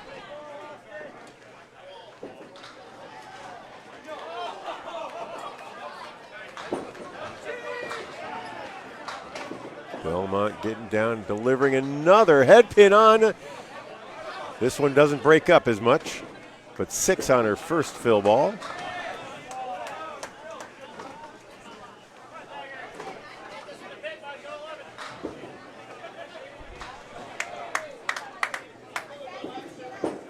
Lead was 45 going into the strike fill, and she gets 8 on that, so it's a 53-pin lead unofficially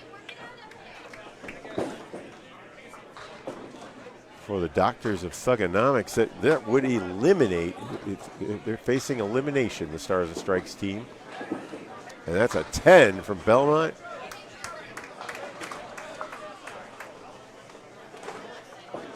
How about that? A 113 out of the 86th bowler, and ended up being just a 7. So unbelievable. Another 3-pin, a 56-pin lead for the South Shore squad. Doctors of Thugonomics. They're on the right. Not over by any means. We got strong bowlers coming up, each of which has a higher average. We're talking about Will Damon against William Harney.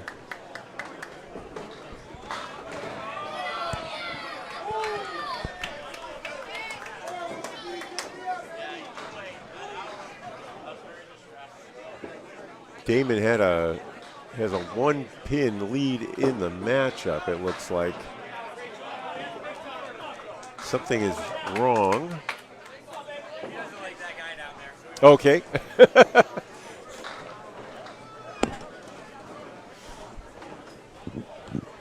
It's funny to see someone working on an alley near you when you're throwing. Arnie, a direct delivery. Damon, a twisting delivery. 1, 2, 3, 3-step approach, right down the middle, and 6-pin stubborn. Damon working on the 4 horses for a spare, trying to bring his team back from a 56-pin deficit. Nope, that one got away from him outside and to the right. Arnie delivers 10. Damon, good pause. Pounds the head pin, but that's all. And then drops 3 more there. I see the lead at 59. And we're down to our last 4 bowlers. 19 boxes left. Harney busts out. Tough split. Good for pinning, though. If you're looking for 9s and 10s, that's the way to start it. Good pin. Damon can't find the head pin.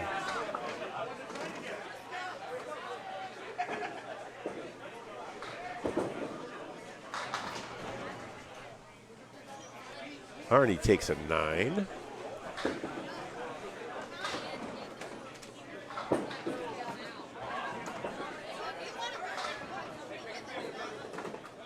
This one's pretty well set up for a 10 if Damon can hit that head pin. Nope. Twists away that time. If you watch the way Will throws, gets a little extra torque on the ball by, he starts with facing the right side. He's a right-handed bowler. The right-handed bowler, so his belly button is pointing right. And there are no balls returning here on 13 to 14.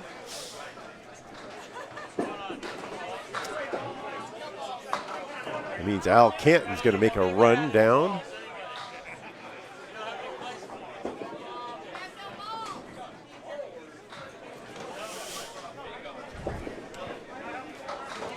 Everybody finishes their testicular jokes.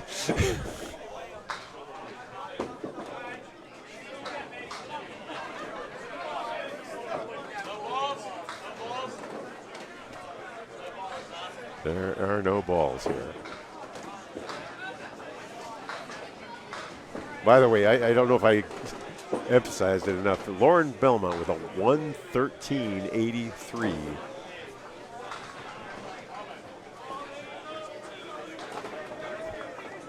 She's an 86 bowler.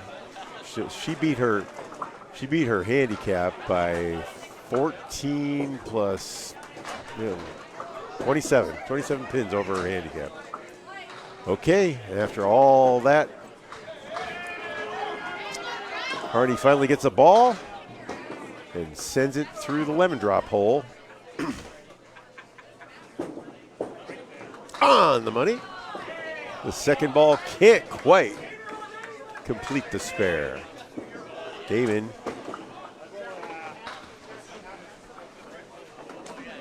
just a little bit off on the left-right axis. Turns his body way to the right. I think if I look at the motion for Damon, he starts by turning left, and then as he takes the ball back, he turns his entire torso to the right and pulls it through with a twisting motion. Gives him extra power. Great 9 drop. Didn't hit the head pin, but the head pin fell. And that's a 19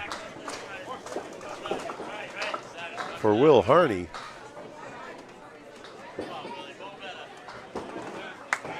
I'm sorry, it wasn't a 19. It was he was sitting at 69.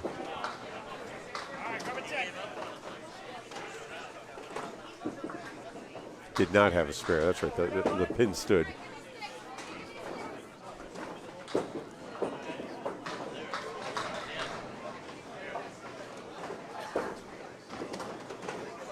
And he's at 79 after the 10. Damon takes a 7, gives away 3 more. It's now 62.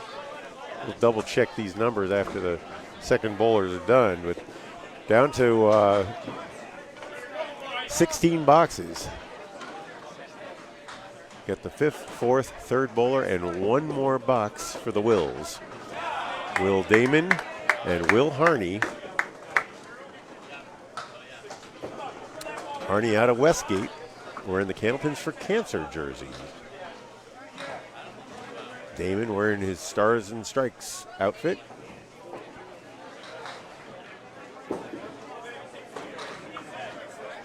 All right, Harney picks the head pin a little thin on the left side. Leaves the bundle of 5. There was nothing wrong with that pitch except the outcome. A 3-way split for Damon. That's a 7-10 surrounding the 5-9. 5-9 is the pair in the middle. No look for Harney. And if you're going to make that one, that's the way to try. Picks off the 5 thin and hope that pin would bounce across the 9 and the 8 and 7. Harney doing what he needs to with his team leading by 60. Picks up another pin and Harney, that's a no mark 89. Decent pinning. Left 11 pins standing. And that would be a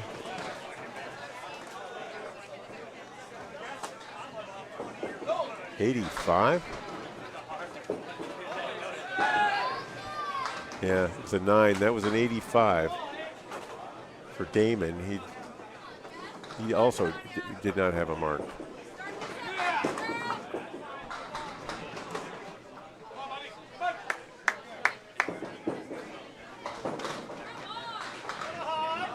Here's the Great Hope. Sylvia Johnson. It's Nick Brenzy. Taking aim at the 2-pinner. Can't quite connect. Sonny's going for the wood. It's there. That's the spare. Brenzy takes 10.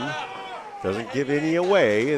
They're both at 58 through 6. Johnson, though, with the bonus coming.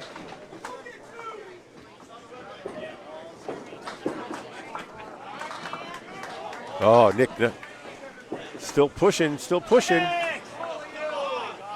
All right, Johnson picks up 8 on that fill, but the wood rolls off and no chance, very little chance anyway, for the 9-10. Nick can't connect. Nor can Johnson. She had a slim chance at picking up the little baby split there. Brenzy at 68. Johnson after the 8 fill at 75. 8.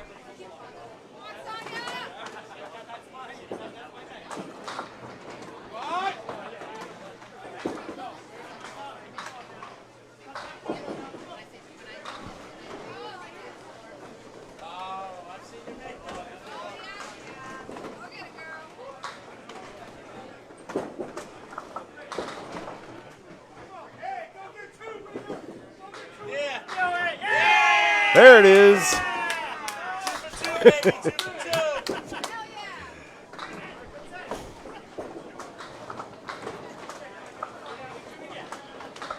Spares in the 6th and the 8th for Johnson. Now at 85 and a ball.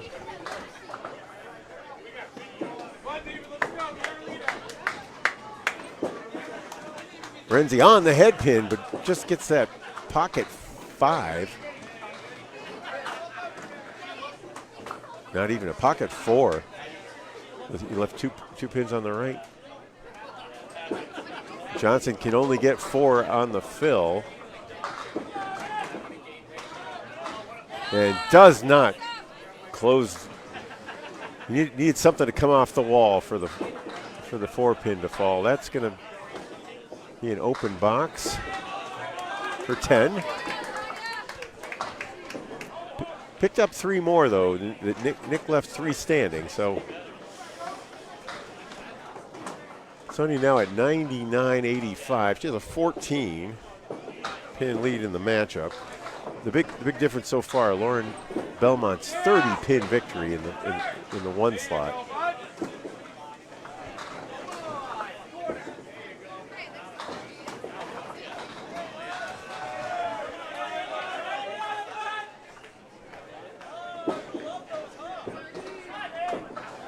So I have the lead overall as 10. Scratch. I'll tell you that. Tell you about that in a second. It's a 9-pin lead scratch, but a 39-pin handicap for the Doctors of Thugonomics. So if Sonia can clear 9 here, it'll be 39. How about that? How about 10? How about a 119 as she throws a 20 box on the end? Strike on spare. She had 4 spares and that strike fill for a 119.94 victory. So double check the math on that. That's 25 in the third slot.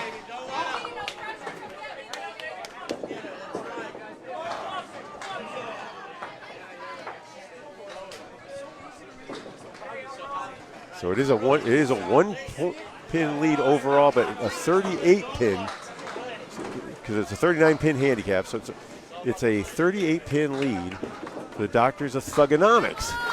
It's feasible. This Stars and Strikes team been all over the place in the mixed worlds. They have a franchise that also participated in the World Championships up in Maine. And how about that? A spare for Yagi. And Gauthier slips left.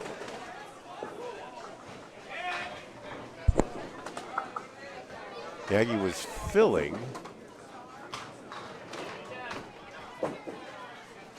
No, Gauthier was had a fill ball there.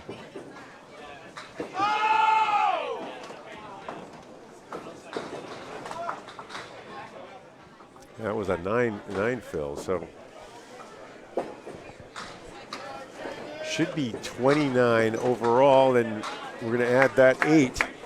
So I'm going to put it back to 37 unofficially. Slim chance at a spare here for Yagi, but he'll take the 8 pins.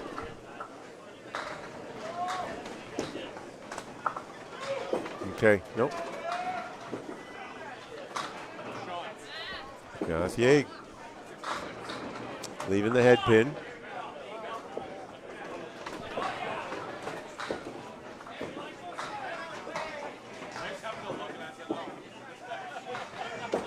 A pair of 9s in the 7th. We're down to our last 3 here, plus the anchor bowlers. That'll be, so 8 boxes to play. I have the lead at 37.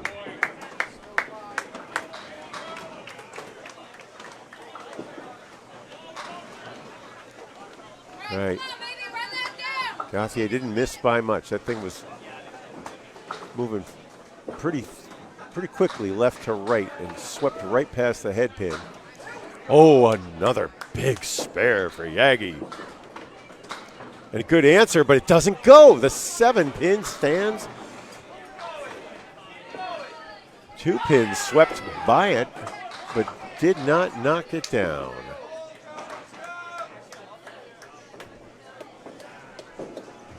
Add 1 to that lead. It's 38. Yagi sitting at 85 and a ball. Gauthier at 90. That's a clearing ball. It was not intended.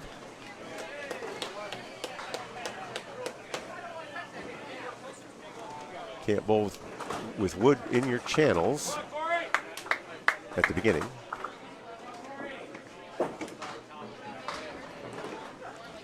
Yagi's big spare fill, way right, only 1. Way left for Gauthier. So both bowlers frustrated. The lead now 39 by my calculations.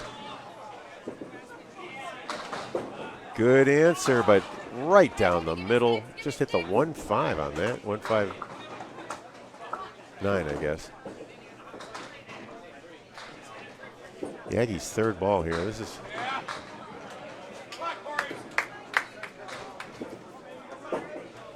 Okay, both bowlers with tough boxes. I don't know what that ended up being. A 6 for JB and a 3 for Yagi after the 1 fell. It's 96 to 81.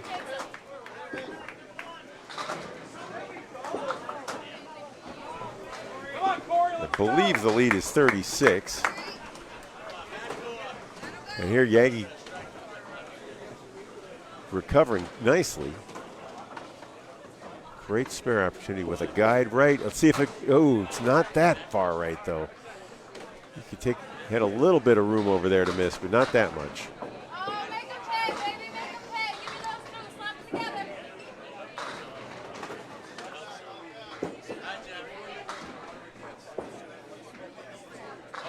me those two, slap them together. Okay, a 9 for Yagi though. And no blood on the final box, so it ends up being a 105 for JB and a 98 for Yagi. Puts their team to the Doctors to 470.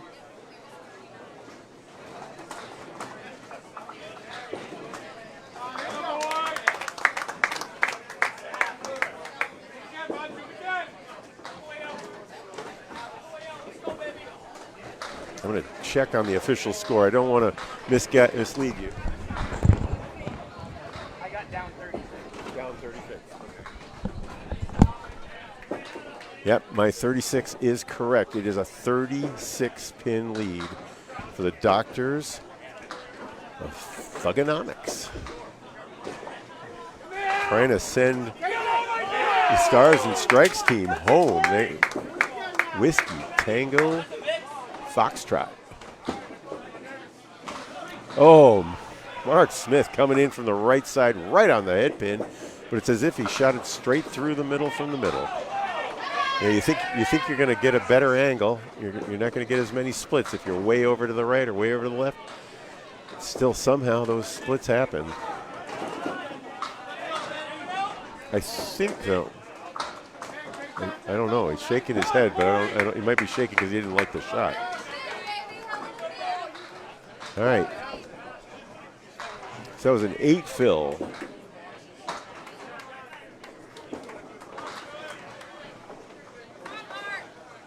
And that is a 10 for Sean Pine. So we'll knock 8 off the lead to 28 and then put 2 more back on because Sean left 2 pins standing against Smith's 10. That means our lead is 30. And Pine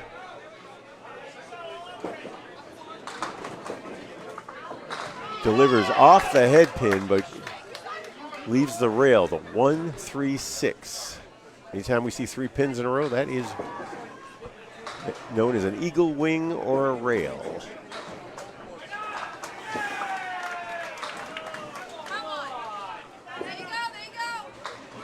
Okay, pin coming out way in front, probably out of play, and drops. Nope, should drop in the gutter, but it won't. Pine cannot connect on the rail. That wood's got to be removed.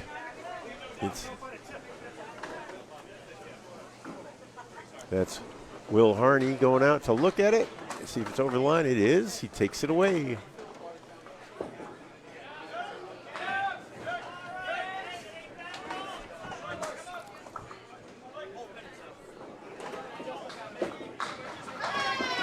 Smith delivers and makes the spare.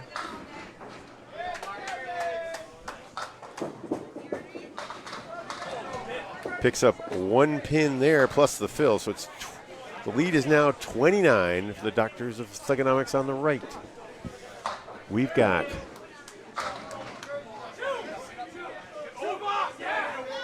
three boxes to play plus a fill ball.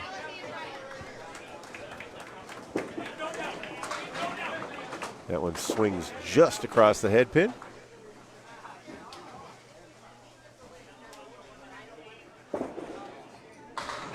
How about a strike on spare?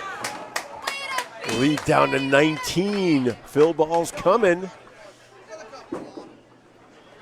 Okay. Still some pinning gains to be made here, too. We got 2 boxes to play. Those are 2 big pins, but it's an 18-pin lead. Mark Smith on the strike. Just threw a strike on a spare. He has a strike and a spare earlier in this game, too. So 4 marks. He's coming back to life. Okay, Pine is just left. Leaves the 4 horsemen. Very makeable. Oh no, just off the head pin, so no double, but Smith takes out 7. Lead for the at the moment is down to 11. Pine could sure use that mark. Make that lead safe. Smith connects. Spare on strike. 2 straight 20 boxes, and it's an 8-pin lead by my estimation. Oh, I want to make sure I'm getting the score right. That was a 9. That was an 8, right? Was that an 8? Yeah. So it's a 6-pin lead. Yep. Pine is off, but gets a great working ball. It's got the 1 and the 9 with a lot of wood back there. And Smith is just off, gets 5. The lead is 1.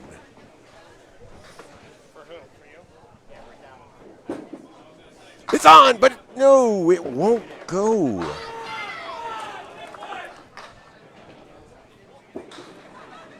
Okay, Smith. All right, the lead is 1. We're down to the last ball here. And that's going to do it. He picks up 2. It's a 3-pin victory. The official scorers are going to double check. They picked up 2 more, so it's 3. By 3. It was an 8 there. Down, Mark Smith with some heroic comeback falls, just short. Smith ended up with a 130 something. No, what, is that a 150? A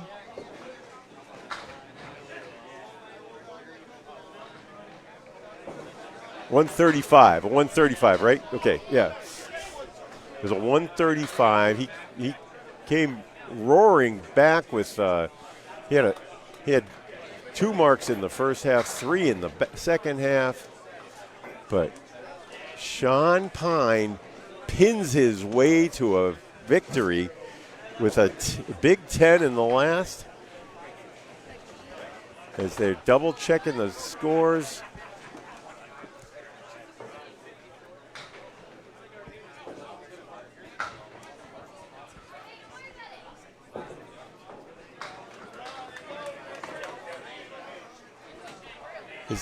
Is that a 1-pin difference?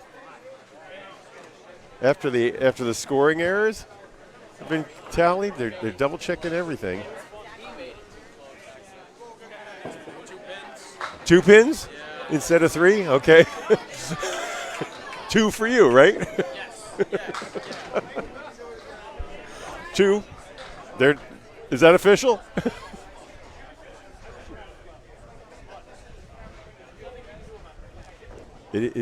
So there was 1 pin discovered on recalculation, but it's a 2-pin victory for the Doctors of Thugonomics. What a comeback from Mark Smith, and in the end, it's Sean Pine's 10 is the difference as Smith finishes with a 5-fill 8. They knocked the lead all the way down. The lead was The lead was 56 pins at one point. 59. I had one in the 60s even. 62. The lead got as high as 62 pins. They were giving 39 of those. The Whiskey Tango Foxtrot team was. But Mark Smith came back. Strike spare. Strike.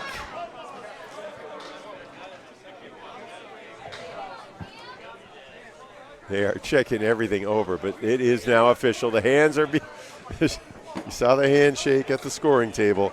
It is a 2-pin victory with handicaps 566 to 564. If I'm reading that handwriting correctly. 566 to 564. They shook hands on it, so it's official. So the long ride home back to